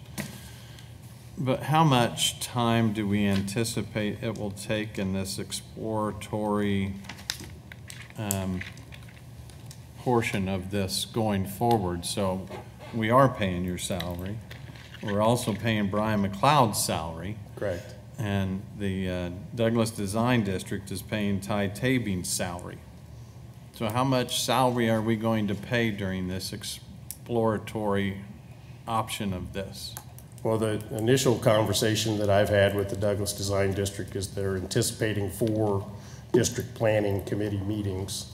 In terms of the time involved from my staff time, it's relatively minimal. It is one of the many dozens of things that I've been working on this year. So that gives you some idea how much time I'm spending on it.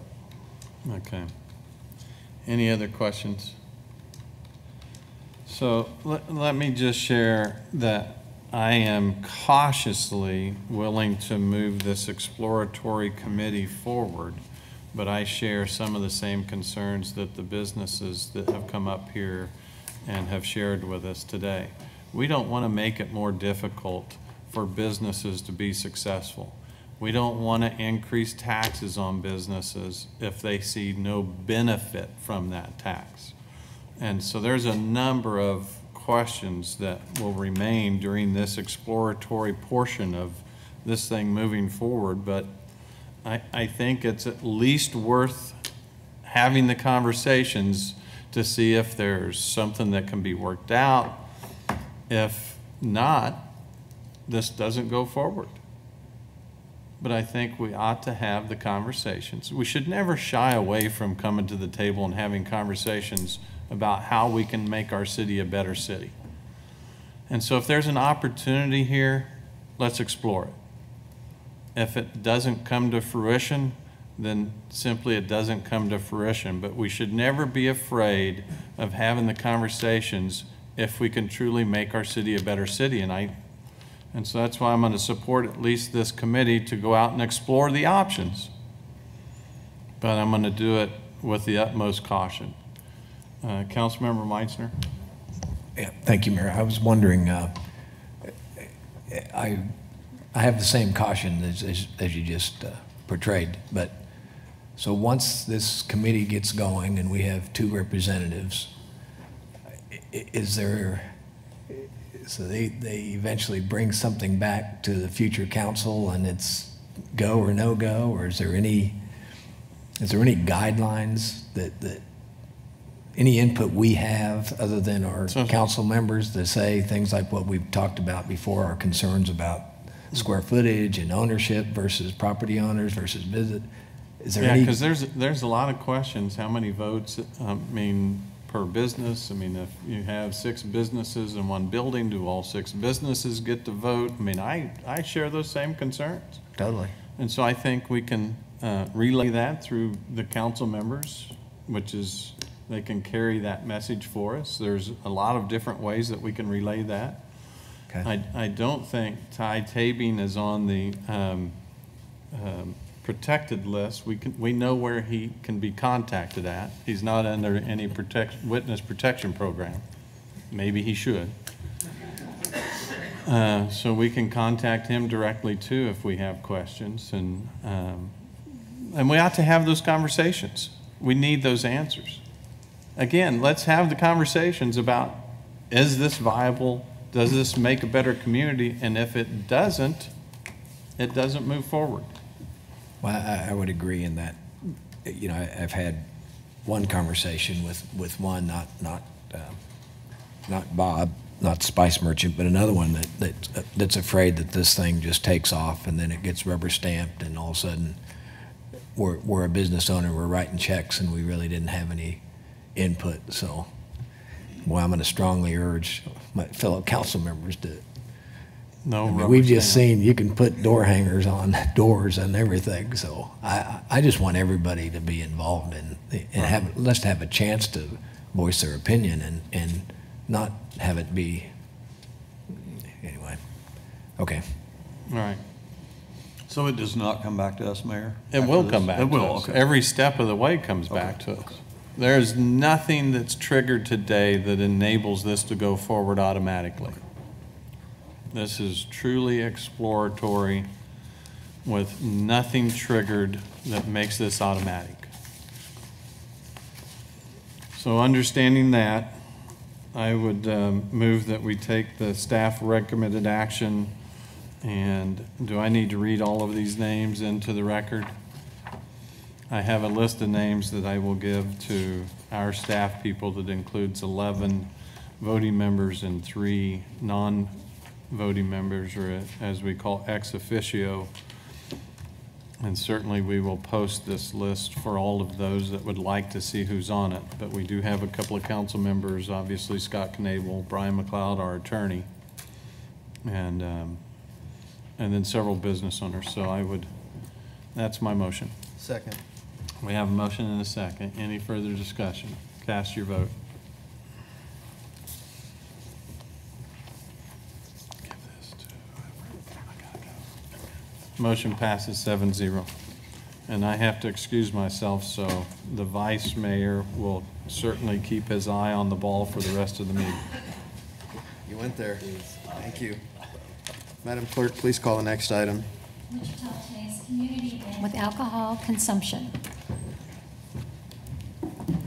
Vice Mayor John D'Angelo, Arts and Cultural Services.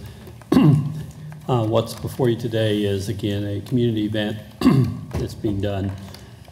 They've applied for their event, community event license permit. The event location is 250 North St. Francis. Go back. Street closure request was approved August 14th. St. Francis from 1st to 2nd. September 28th at 7 a.m. through September 30th at noon is the times for the event. Area businesses and residents have been notified. The city code requires a resolution for the consumption of alcohol. Staff has reviewed the application and approved it. Sedgwick County has given permission for the use of the parking lot there at 250. Recommended action for the council is to adopt a resolution to allow alcohol consumption upon the sidewalks and public streets set out through the community event application. Here's the location as well as what's been planned, and I'm happy to stand for questions.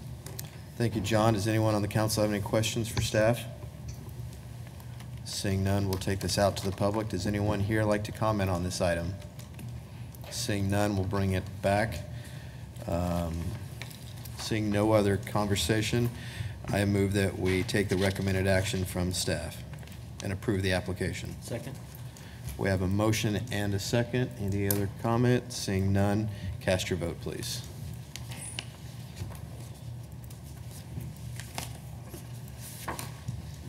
Motion passes 5-0. Thank you.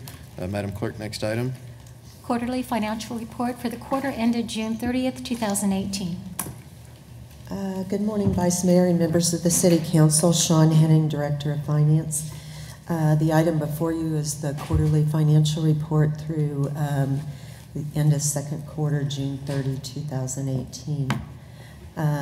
What this provides to you is an unaudited activity through the end of second quarter, provides a comparison of our financial results to date in relation to the adopted budget, 2018 adopted budget, which you approved last fall, and then also provides a comparison or year-end projections that are consistent with the 2018 revised budget that you approved just last week and those projections pertain primarily to the general fund and the debt service fund.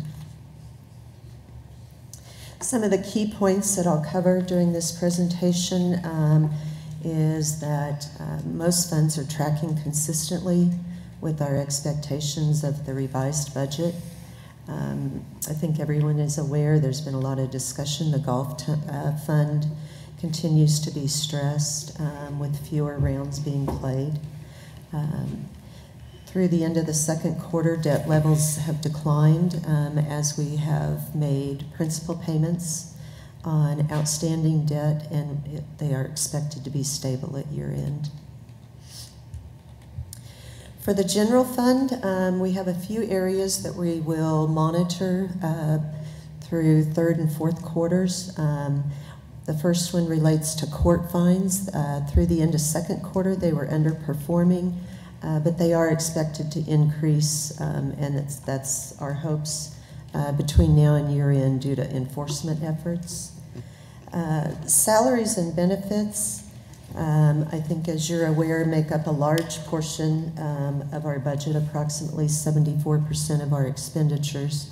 So we'll focus and monitor those expenditures as we go throughout the year, particularly for public safety functions and overtime. At year end, our projected reserves are expected to be $32.3 million, and that reflects a balanced budget or no draw on reserves. Specifically for the golf fund, I mentioned earlier, rounds played in 2018 were approximately 5,700 fewer than this time last year, and that represents a decline of just under 8%. Staff will continue to monitor activities between now and the end of the year regarding the financial position of the golf fund and in support of recent council action or direction to keep LW Clapp open through the end of a master planning process. For other funds, just a few items to be mentioned. Transient guest tax are higher than this time last year, but lower than budgeted. We received another distribution after second quarter, which reflects an increase over the prior year that would be reflective also of the impact from the NCAA tournament earlier this year. Water and sewer utility revenues are higher than this time last year, but as occurs every year, the summer months will kind of dictate how we end up through the end of the year. Switching over to our bonded debt, our total bonded debt totals just over $1 billion. The largest portion of that is repaid through either enterprise funds or other revenue sources. The enterprise funds account for approximately 68% of our outstanding debt. Our GO at large debt represents only 4% of our total bonded debt. And when I say GO at large, that means it's repaid through property tax. We do have also special assessment debt that represents about 17% of our total outstanding debt. With respect to what we expect to happen between now and the end of the year related to GO bonded debt, we started out the year at almost $605 million, and through the first and second quarter we had retirement of principal debt service payments. We expect an additional $42 million to be paid in debt service in the third and fourth quarters. We have, you've recently authorized a GO, an SA bond sale that's scheduled to be held in September, will close in October. So that will increase our bonded debt by approximately $27 million. And then we expect to end up the year at about $574 million in GO bonded debt. With respect to revenue bonds, and this primarily relates to, the largest portion relates to water and sewer utility revenue bonds. We do expect to have principal payments due in the third and fourth quarter, totaling about $28 million. And we will be later in the year evaluating the need for the issuance of additional water and sewer utility revenue bonds to reimburse expenditures that have already, capital expenditures that have already been incurred. In summary, most funds are tracking consistent with our expectations. As I mentioned previously, the general fund is expected to be balanced at year end with an ending fund balance of approximately $32.3 million. We expect our debt levels to remain stable, and we will be continuing to monitor the Gulf Fund as we go throughout the year. And that concludes my presentation. I'd be happy to answer any questions. Thank you, Sean. Seeing no questions from anyone on the council. Oh, no, we do. Councilmember Claycomb. Thank you, Vice Mayor. Sean, I just wanted to ask, I'm on this, on the Gulf Enterprise Fund, if, as it looks like, we'll probably be in trouble at the end of the year on that. So can we legally divert general fund dollars to cover Gulf, even though it's an enterprise fund? It would take probably council action to make a transfer or provide some other support to provide support to the Gulf Fund. Ultimately, they're designed to be self-supporting, but okay. Thank you. Okay. Seeing no other questions, we'll take it out to the public. Is anyone here like to comment on this agenda item? Seeing none, we'll close the public hearing, bring it back to the council. Seeing no other comments or questions, I move that we receive and file the quarterly financial report for the quarter ended June 30th, 2018. Second. We have a motion and a second. No other comments. Please cast your vote. And motion passes 6-0. Thank you. Madam Clerk, call the next item. Adoption of the 2018 International Residential Code. Vice Mayor, council members, good morning. Chris Labrum, MABCD. As stated, presenting our amendment to Article 2, Section 4 of the Unified Building and Trade Code, and its adoption of the 2018 IRC. So to emphasize, this is international. It is not no commercial impact here. You'll see that later in the form of the International Building Code. Our latest adoption of residential code was in May of 2015. That was the 2012 IRC, and that code had 100 amendments. As part of this, we reviewed the 2015 code in conjunction with the 2018 code. We're jumping right to the 2018 IRC, and we've been able to reduce that to 38 amendments.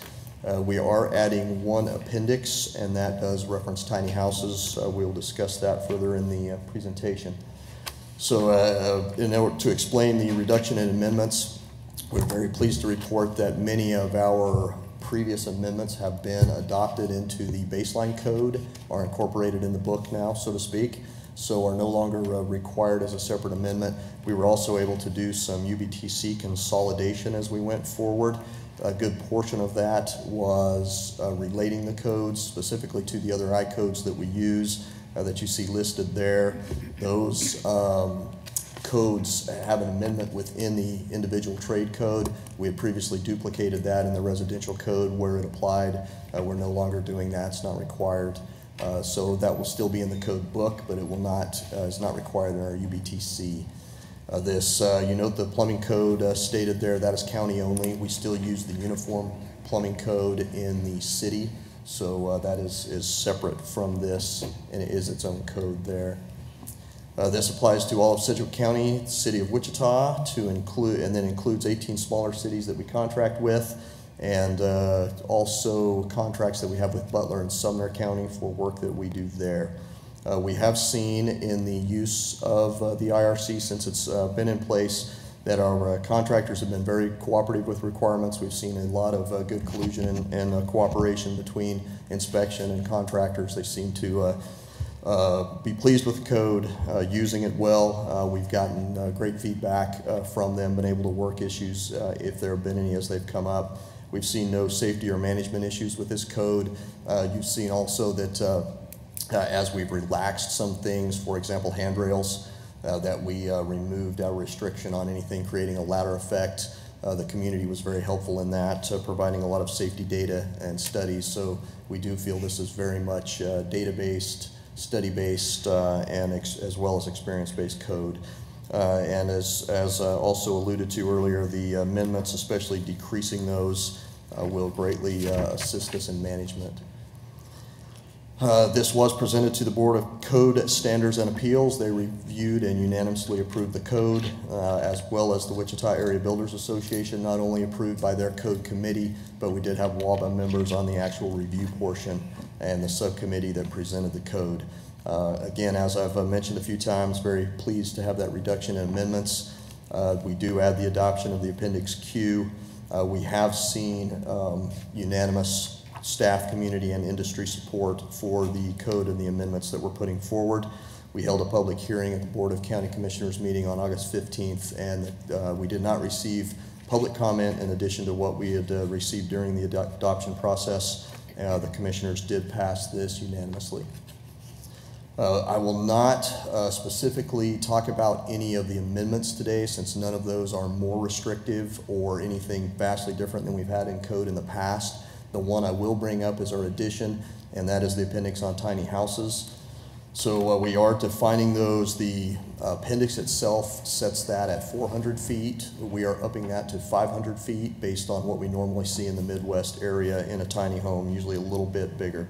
So a dwelling that is 500 feet or square feet or less, and that is floor area. So that does not include the loft, sleeping area portions of that.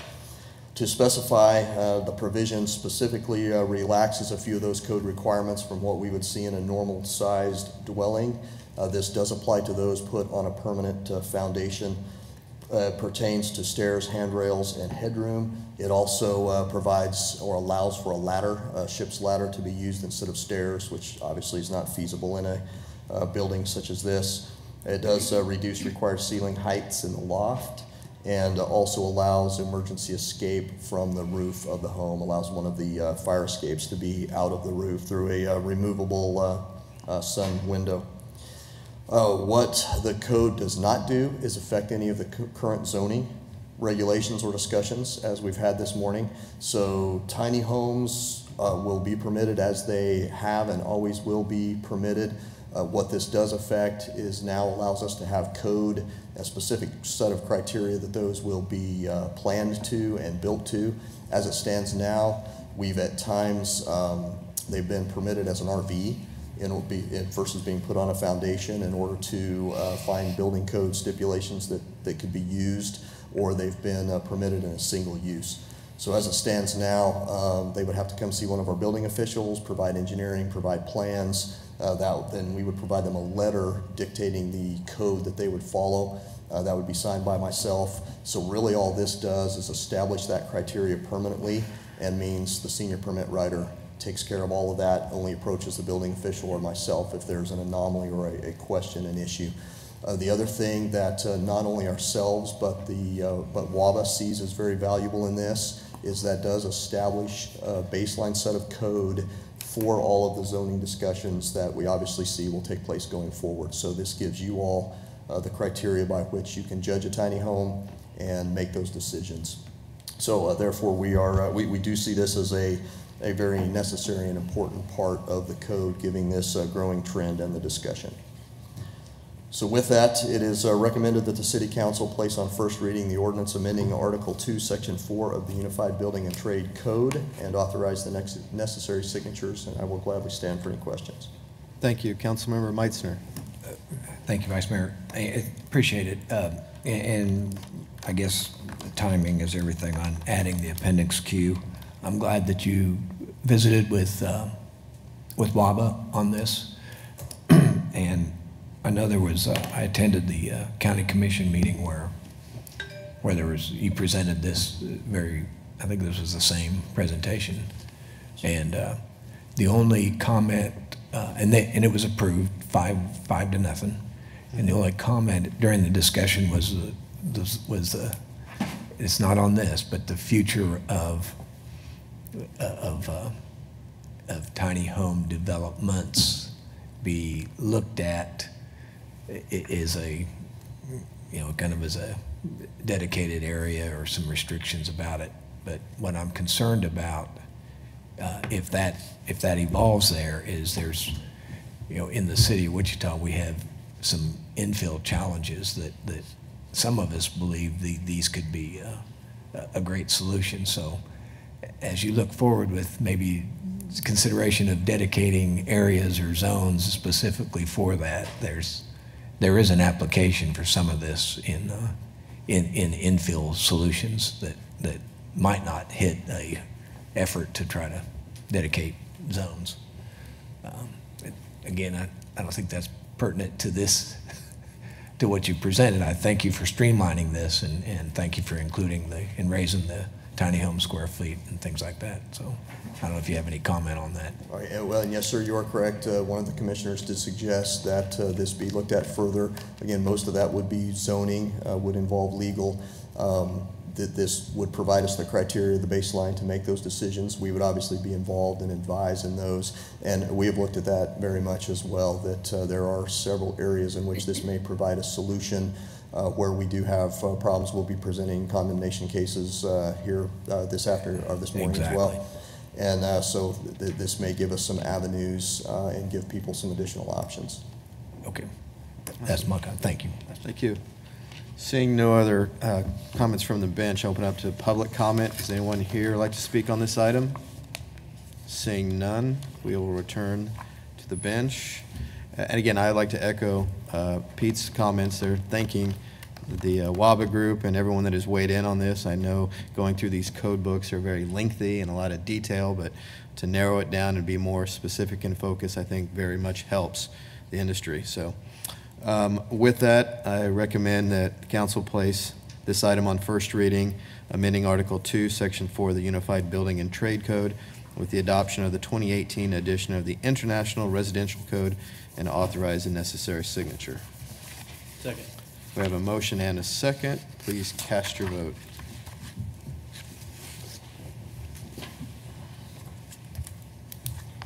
Councilmember Meissner, would you cast your vote, please? Thank you.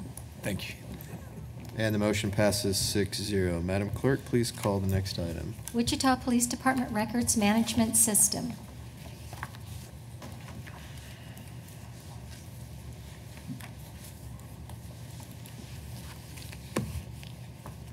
I was afraid you guys went on lunch break. Notice I didn't say donut. Good morning, Vice Mayor and members of City Council. I am Deputy Chief Anna Hatter, and I'm here on behalf of the Wichita Police Department today to request approval for the purchase of a new records management system for our department and the contracts negotiated with Niche and Winborn Consulting Firm.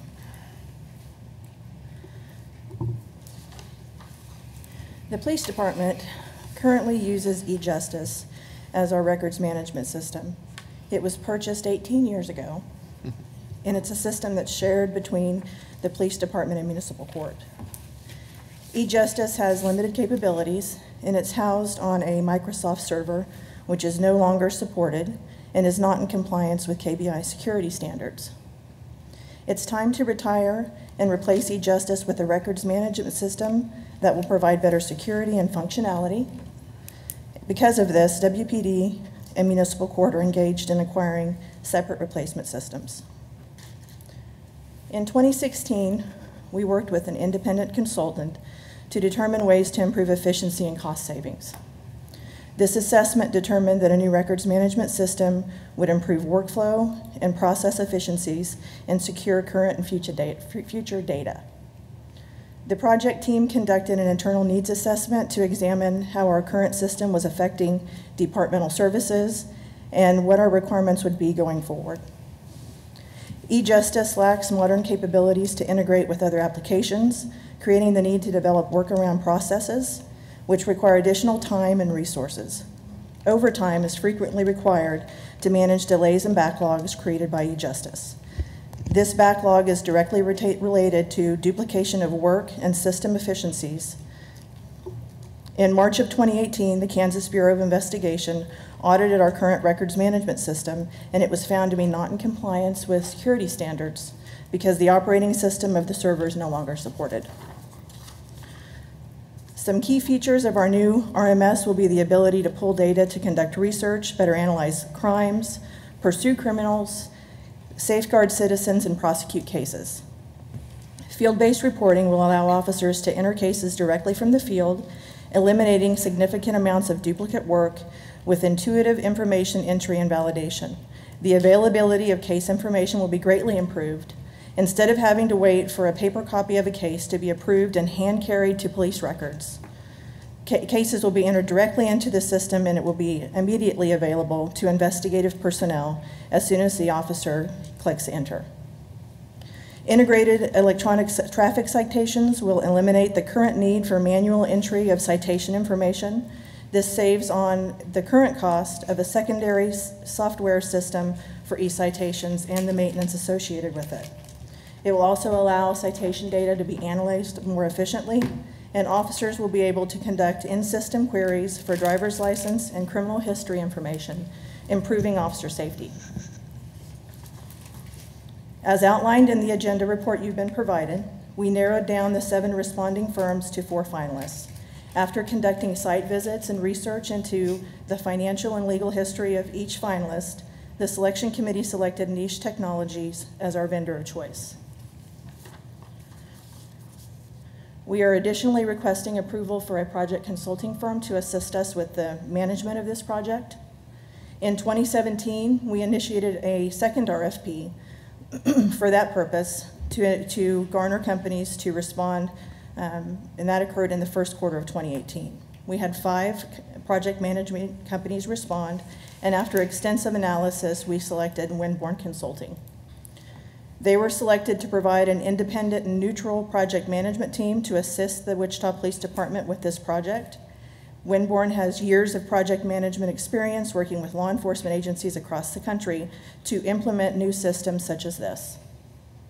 Winborn will provide independent review and analysis to assist the internal project team with maintaining project timelines and resources. We are changing some of our existing procedures to align with a more efficient system, and Winborn has proven experience with projects of this scope and can create change management strategies to assist us with the transition to a successful implementation. The project team anticipates from kickoff to go live, the project will last approximately 12 to 15 months. Contingent upon approval of the contracts, we plan to kick off the project in September of this year with a tentative go-live date in the 3rd quarter of 2019. We have selected a team to work in tandem with representatives from Niche and Winborn Consulting to reach our goal. The financial information provided is a summary of the entire RMS project to include software, hardware, and project consulting fees. Total project costs amount to $2.788 million. You should have a more itemized project breakdown of expected costs within the agenda report. Proposed funding for this project includes resources from our Equipment Replacement Fund and General Obligation at-large bond funding. Are there any questions about these costs or the material that we have covered so far?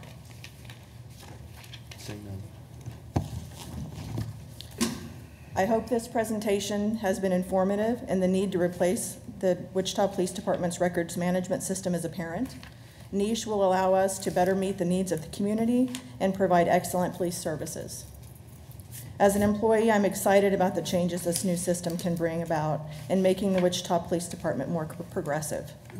I recommend City Council approve the selection of the recommended firm, the related contracts with Niche Technology and Winborn Consulting, adopt the resolution, and authorize the necessary signatures. Thank you for your time this morning. Thank you. Councilmember Meitzner. Thank you.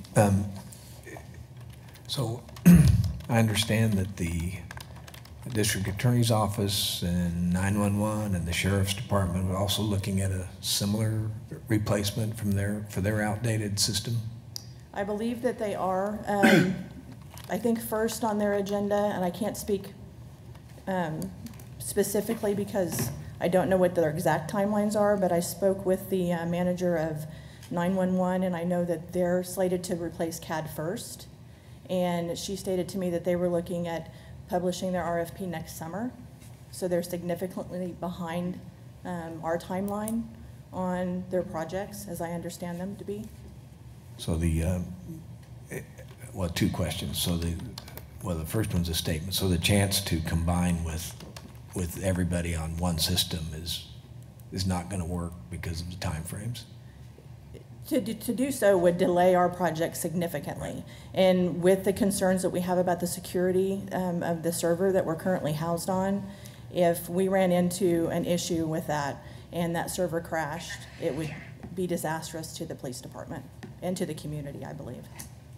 Well, I would agree there. So, but I guess a bigger question is, will this system be able to communicate with the state system and the county system and the 911 system? And yes, it will. And we have factored that into our project. The cost of creating interfaces so that they can communicate very easily has been included, and we've planned for that. That should not be an issue going forward, no matter what choices they make. Okay. Well, that's what I would just say. I've only got enough background in this world to be very dangerous. But I'm not the for data. it, The data is incredibly important, as from all the aspects you talked about. I just want to, my first thought would have been, if we're going to spend $2.5 million and everybody else is going to spend $2 or $3 million, as a region, I'd think maybe for $3 million we'd all be on the same page with the same system. There would be perhaps some cost savings along those lines, but the hardware that we would require to house our data will be the same no matter what. Okay. And our licensing fees with Niche, the company that we selected, one of the reasons we selected them is that's set up on a per user basis, and most of them are. Yeah. So we would be required to pay a licensing fee for our personnel no matter what. So there might be some cost savings, but they aren't as significant as one might think if we combined. Good explanation. You're right. So it's kind of like LexisNexis. It's a per user fee. Yes, sir. Yes, and the good thing about this particular system is we only pay for our commission personnel. This particular company will not charge us for non-commissioned support staff to have access. It's just included. Okay. Right. Thank you for allowing the questions. Councilmember Blueblaw. Thank you, Vice Mayor. Yeah, my questions were kind of similar to what Councilmember Meitzner was asking, as far as shared access, all the different, whether it's state, county, to make sure, the communication on the interface was there. So we feel confident that all of that is, and we're not going to end up with a system that's outdated or not going to be able to communicate with other systems. That won't be an issue with this system. I mean, communicating with the county and our partners is very important to us. So that was of high priority when we were looking at systems. So I don't think that there will be any issues communicating with the county or the state or any of our other partners going forward. And I think that this particular system is going to be very progressive and grow with our agency very well. We don't want to be where we are today in another 18 years. We want to be with this system and growing and incorporating new processes so we stay in a state-of-the-art situation. Okay. And I'm sure you mentioned this before, but can you tell me again, what's the up and running date? How long would that take? We're shooting for third quarter of next year. It's aggressive. That's part of the reason why we believe that a project management firm will be of great help to us. We feel like that's an achievable deadline, but necessary because of some of the security issues that we have. So is a project management firm someone you guys find or someone they recommend, or? We did an RFP process, okay. a secondary RFP process. We had 5 different firms respond. We used the selection committee again and evaluated each firm, and based upon the selection committee's voting results, we ended up with Winborn Consulting. Okay, thank you very much. Yes, sir. Okay, seeing no other comments from the bench, I'll open it up to the public. Anyone in the audience like to speak to this item? Seeing none, we'll bring it back to the council. I would like to point out that the mayor and I had been part of some discussions between City of Wichita and Sedgwick County as related to this project. Certainly they have the option next year when they do their RFP to continue to go down this road with this company if they choose. I know it was a very involved process.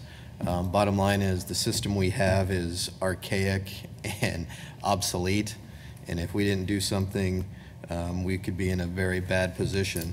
I would like to point out that the niche maintenance agreement also includes any future development and upgrades at no additional cost, which is a huge benefit as we go down this and then we start to implement it and put it in place.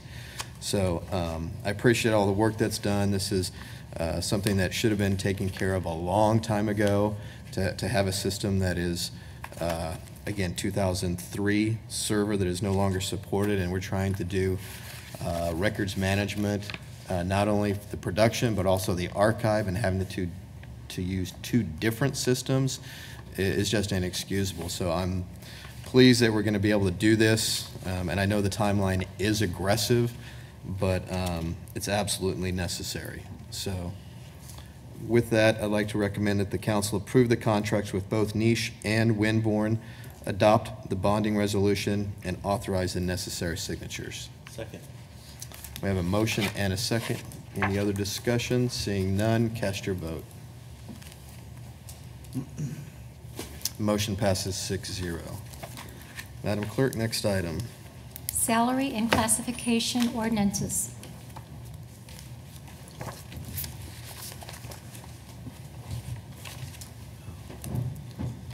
We're earning our pay today.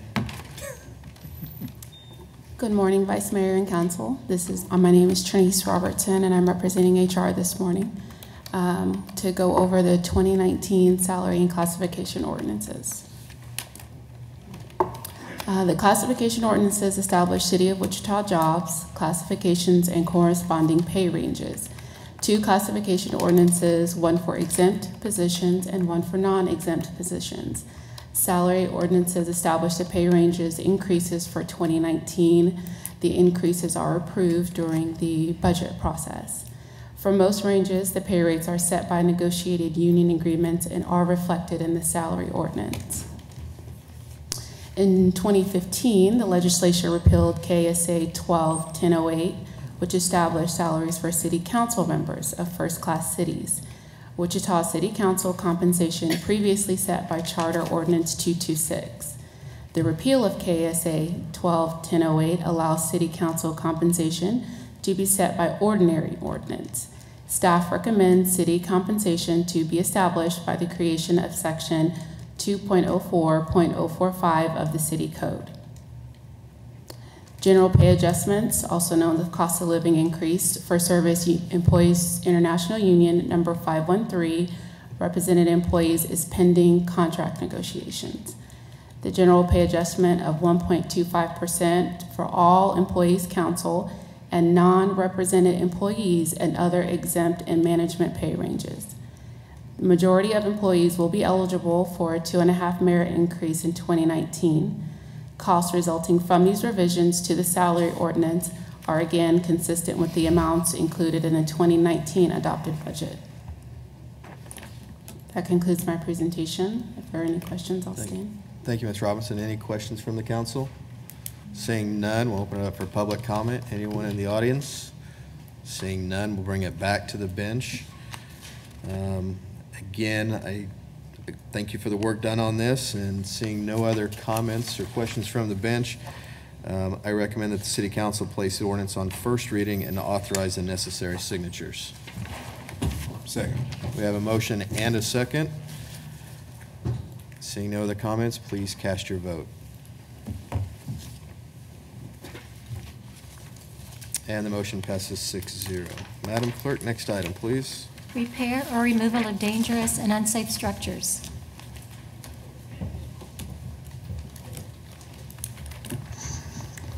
Vice Mayor, council members, good morning again. Chris Laborman, MABCD. On the 4th of June, 2018, the Board of Code Standards and Appeals held hearings on 9 properties. Several property owners were present. Two presented plans and a request for deferment and a chance to repair those houses, those homes. Those were both granted. The remaining 7 properties were referred to City Council for condemnation. The properties at 523 North Green, 528 North Pennsylvania, 943 North Indiana, 1,239 North Minnesota, 1,335 North Estelle, 1,633 North Green, and 2,308 North Grove, all are in District 1 and all are referred to the City Council for formal hearing. On July 10th, 2018, we submitted a report with respect to the dangerous and unsafe conditions of those 7 properties. Notices of the hearing date were sent to all owners and interested parties and also published in the Wichita Eagle. Beginning with 523 North Green, a neighborhood inspection has had a housing case on this property for 3 years. All attempts to gain compliance, including pursuing the case through court, have failed and the structure has continued to deteriorate. We have had nuisance and tall grass and weeds cases on the property going back to 2009. It has been abated twice. There have been numerous police reports at the property over the past 5 years. The 2015, 16, and 17 taxes are delinquent in the amount of $1,441.32. And there are 2018 special assessments for lot cleanup in the amounts of $1,724.35. As you see in the pictures, no repairs have been made. The structure is open. There are issues with tall grass and weeds and bagged trash on the premises.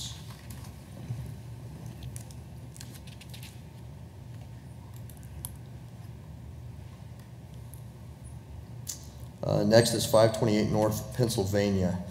Neighborhood inspection has had a housing case on this property for almost 3 years. All attempts to gain compliance have failed and the structure has now been fire damaged. And let me add to this point, Wichita Police has requested our assistance on several occasions. We have had an emergency board up case, a nuisance and tall grass and weeds case on this property going back to 2009. It has been abated once. There have been several police reports at the property over the past 5 years.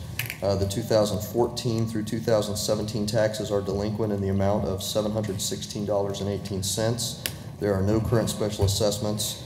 No repairs have been made. The structure is open. There is tall grass and weeds, miscellaneous debris, and tree waste on the premises. And one addition to this, we did receive contact yesterday afternoon and this morning from Demetrius and Charlotte.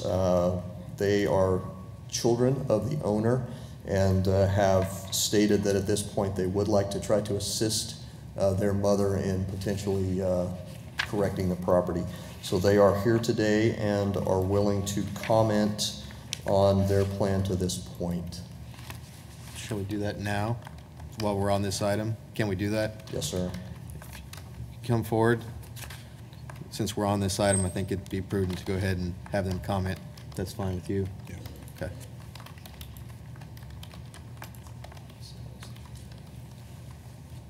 Just give us your name and address, please.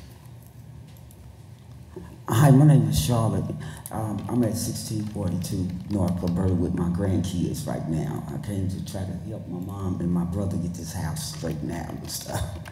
And I've been trying to find different people to help us get it done.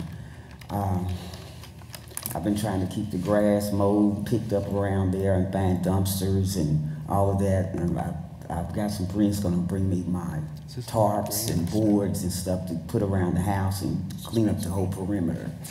And we're gonna we've already been trying to Google some structural engineers to come and give us an assessment of what it's gonna cost us.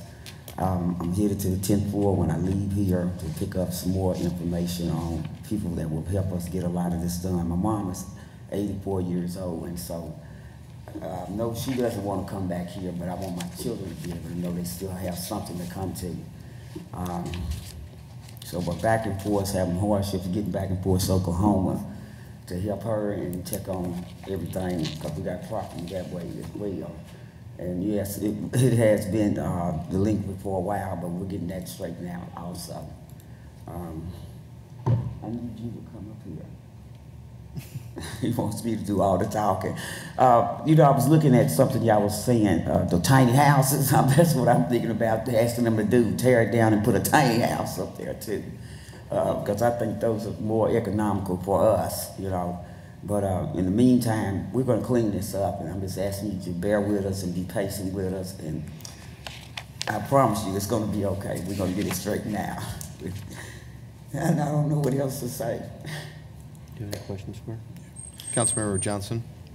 Thank you, Vice Mayor. I do have one question. About how long do you think it would take you to get this back up to code or torn down and kind of ready to build a tiny house? I don't know about the torn down or how we're going to do it until I talk to everybody, because I'm going to have to get together my kids, and I got the biggest family and friends and everything else to try to help us get this cleaned up. And I know a lot of people that can help us. I say, time. You ask the time.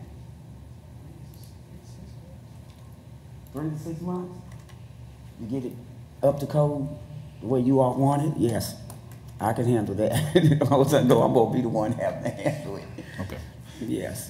And after 6 months, if it wasn't, then it would come back to us for a vote for demolition. Would you be okay with that? Yes, I will. Okay. Yes, I will. That's all I have, Vice Mayor. Okay. Staff, do you have any comments or questions about her testimony?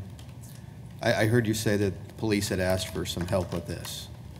Yes, and the owners have acknowledged too that they've had some problems with vagrants and with homeless in the. Is it secure now?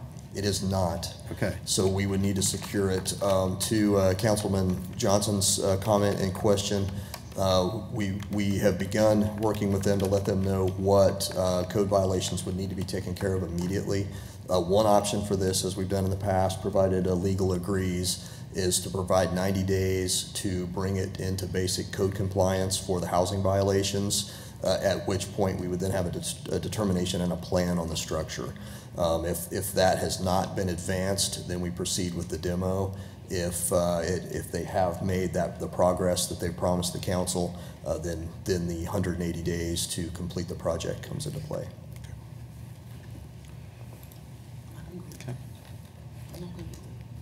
Any other questions for staff?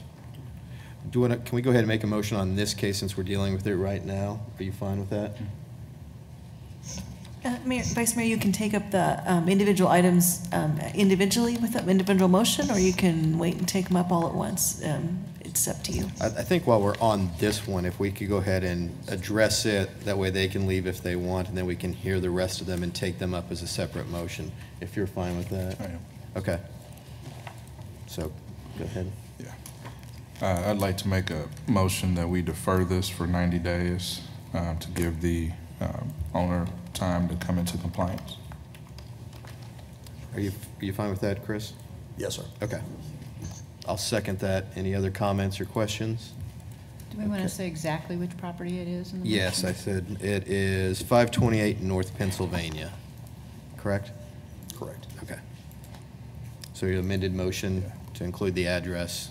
Yeah, I'd like to make an amended motion that we defer this 528 North Pennsylvania Avenue for 90 days to come into compliance.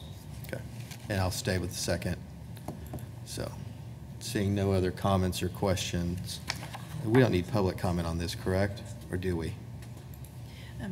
This is a public hearing, and so it's open to the public. Okay. Any other public comment on this? I should have asked that before we did the motion.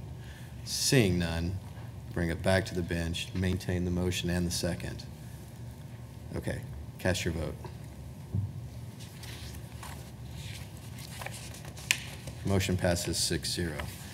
So we thank you, and you can continue, Chris, with the rest of them. All right, thank you, Mr. Mayor. And as stated, we'll work with the owners to help them establish the plan and know the order that they need to comply with those violations.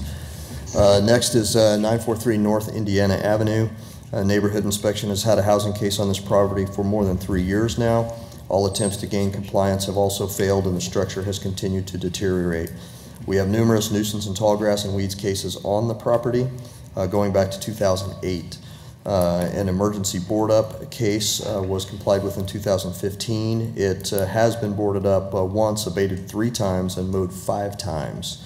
The 2015 through 17 taxes are delinquent in the amount of $3,915.01. This includes some special assessments that are on the 2017 and 2018 for lot cleanup, weed mowing, and those are in the amount of $836.73. No repairs have been made. The structure is open now, and there are issues with tall grass, weeds, miscellaneous debris on the premises. Next is 1239 North Minnesota. Neighborhood inspection has had a housing case on this fourplex for almost 3 years now. All attempts to gain compliance, including pursuing the case through court, have failed, and the structure has been now damaged by fire. Wichita Police have also requested our assistance on several occasions at this address. We have had nuisance and tall grass and weeds cases on the property going back to 2009. It has been abated once and mowed once. The 2017 taxes are delinquent in the amount of $257.58, and there is a 2018 special assessment for lot cleanups in the amount of $733.90. No repairs have been made. The structure is open in some areas now. The tall grass and weeds were mowed by the city's contractor, but there is now scattered trash on the premises. One slightly added wrinkle to this one as well, too. We did receive a voicemail yesterday late afternoon from a Washington State area code stating that they believe they are heirs to this property and would like to know what they would need to do to retain title and potentially address the issues and save the property. We don't have any information on how feasible that would be at this time. This again is possible, Councilman, that you would want to defer this and allow us to get more information from them. Councilmember Johnson. Yeah, thank you. So there's also a gentleman who is looking to acquire that property, and he reached out to the Washington individual. I can't remember their name. And he's working on trying to acquire this and turn it into transitional housing. He's in communication with the heirs now. They weren't aware of this property. One heir has signed on, and I believe the one in Washington is the one he's trying to remain in contact with. So this is one I would like to give some more time and see if we can work something out. Okay. So I'll go ahead and make a motion. I would say before you make the motion to extend the public hearing for anyone else who is in the audience who wants to address it before the motion's made. Okay. Is there anyone else in the audience that would like to speak on this item? Seeing none. Councilmember Johnson, you want to go ahead and address this one now, and that way we'll be done with that one? Thank you, Vice Mayor. I move that we defer 1239 North Minnesota Avenue, the fourplex, for 90 days to give an opportunity to come into compliance. Second. Seeing any other comments or questions? None. Go ahead and cast your vote.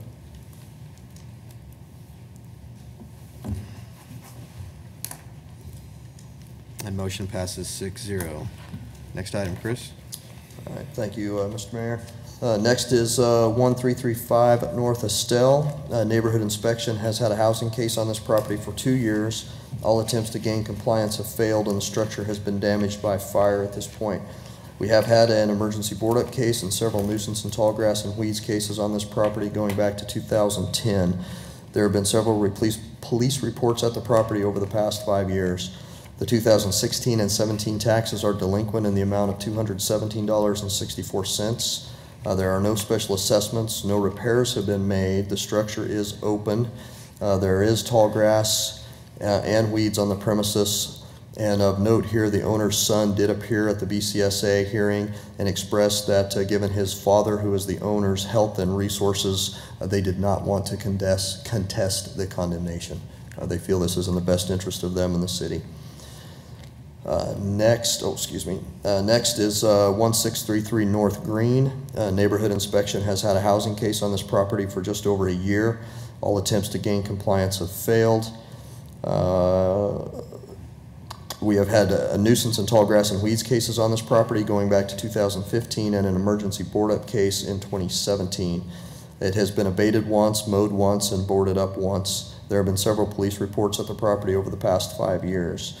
The 2016 and 17 taxes are delinquent in the amount of $1,970.62, which includes a lot cleanup charge, and there are 2017 and 2018 special assessments for emergency board up, lot cleanup, and weed mowing in the amount of $2,771.58. No repairs have been made. The structure is now secure, but there are tall grass and weeds on the premises.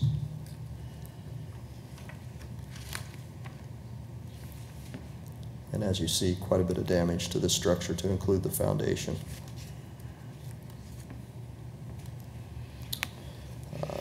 Next up, 2308 North Grove. Neighborhood inspection has had a housing case on this duplex for almost 2 years. All attempts to gain compliance, including pursuing the case through court, have failed, and the structure has continued to deteriorate. Wichita Police have requested our assistance with this property. We have had nuisance and tall grass and weeds cases on the property going back to 2009. It has been abated once.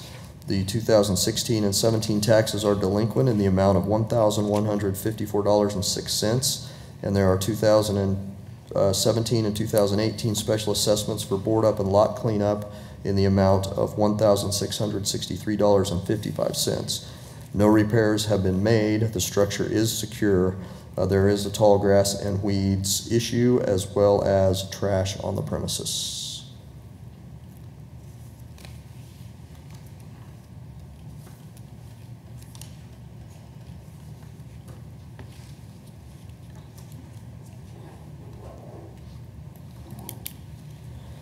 So with this, council members, it is recommended that City Council close the public hearing, providing there is no more public comment, adopt the resolution declaring the remaining buildings, the remaining 5 that we have presented, to be dangerous and unsafe, and to accept the BCSA recommendation, a recommended action to proceed with condemnation, allowing 10 days to start demolition and 10 days to complete removal of the structure. Any extensions of the time granted to repair any structure would be contingent on the following. All taxes have been paid to dates as of August 21st, 2018. The structure has been secured as of August 21st, 2018, and will continue to be kept secured. And 3, the premises are mowed and free of debris as of August 21st, 2018, and will be so maintained during renovation. Okay, any other questions from the bench? Seeing none, we'll take it out for public comment. Anyone to comment on any of these structures? Seeing none, we'll bring it back to the bench. Since these are all in District 1, I hate to say that, it pains me, but I know it's something we got to deal with. So, Councilmember Johnson. Thank you, Vice Mayor. I move that we close the public hearing, declare the buildings except item B and D to be dangerous and unsafe structures, and accept the BBCSA recommended actions to proceed with condemnation, allowing 10 days to start demolition and 10 days to complete removal of the structures. Any extensions of time granted to repair any structures will be contingent on the following. 1, all taxes have been paid to date as of August 21st, 2018. 2, the structure has been secured as of August 21st, 2018, and will continue to be kept secured. And 3, the premises are mowed and free of debris as of August 21st, 2018, and will be so maintained during renovation. Second. Seeing no other comment or discussion, please cast your vote. The motion passes 6-0. Madam Clerk, next item. Amendment to Charter Ordinance Number 189, Wichita Housing Authority.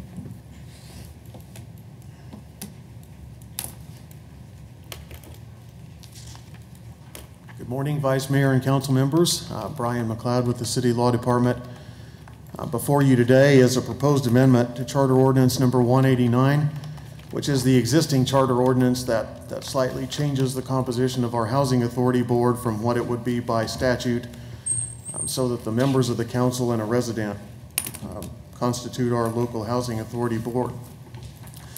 This charter ordinance has not been updated since 2001 when it was adopted to add the resident member to the board. And it, in its preambulatory language, refers to the old advisory board, which was continued at the time, but has since been discontinued in 2010. So as a housekeeping measure, we're recognizing that that board has been discontinued in the preambulatory language of the amending enactment. Also, the way that it was written initially, it refers and delegates powers to the board in places where it should just refer to the powers of the authority as a whole. It appears to broadly delegate functions without saying whether that delegation is exclusive or whether the city has also reserved the right in its own standing to use those same powers. And that has become important in connection with the RAD conversion and the financing that we want to have the city do as issuer of the bonds. So part of the amendment is at request of bond counsel to clarify that the delegation of bonding powers to the authority is not exclusive and that the city also retains the ability to issue bonds under the state public housing laws. Also, the structure of the charter ordinance as it is somewhat limits flexibility. Under the statutes, the authority was formed originally by resolution, and its powers can be delegated and changed by resolution, and by including broad delegation in the charter ordinance itself, we have somewhat limited ourselves in that respect and made it more difficult to change the scope of delegations over the years. So this sets that back as well and refers to the existing resolutions as the basis of delegation and the place where council can, in a single meeting with a resolution, change those delegations as needed. And cleans up the board references as well and refers to the authority where the references should be to the authority. So our recommendation is that council approve first reading of charter ordinance amending charter ordinance number 189, and then under the rules have that set over for second reading on consent. And if there are any questions, I'll be happy to address them. Okay, seeing none, we'll open this up for public comment. Seeing none, we'll bring it back to the board. Councilmember Claycomb.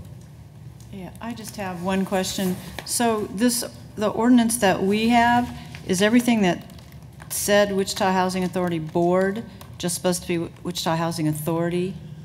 Most of the references were supposed to be, because the actual delegation of powers is to the authority. The board is the managing entity, the managing group, but it is actually the authority that's the body corporate and politic. Okay. Well, there's still places in the ordinance that say board, so I was just curious if those should be fixed. I will go back and look at those between now and second reading, but I think we changed the ones where it's important. Okay, thank you. Okay, thank you. Okay, seeing no other questions, I motion that we approve the first reading of the charter ordinance, amending charter ordinance number 189. Second. We have a motion and a second. Cast your vote. Motion passes 6-0. Madam Clerk? Council members, appointments and comments. Does anyone have any appointments this week? Councilmember Meitzner. Yes, thank you. I would like to appoint Donna Douglas to the library board to replace the termed out person who was Lee G. So Lee G is termed out, and I'd like to nominate Donna Douglas to replace her on the library board. Okay. Any other appointments? Seeing none, I second Councilmember Meitzner's appointment. And any discussion? Nope. All in favor? Cast your vote. Motion passes 6-0. No other agenda items, so I move that we close today's meeting. Second. We have a motion and a second. Any other comment? Seeing none, cast your vote. Motion passes 6-0. We are adjourned. That motion never failed.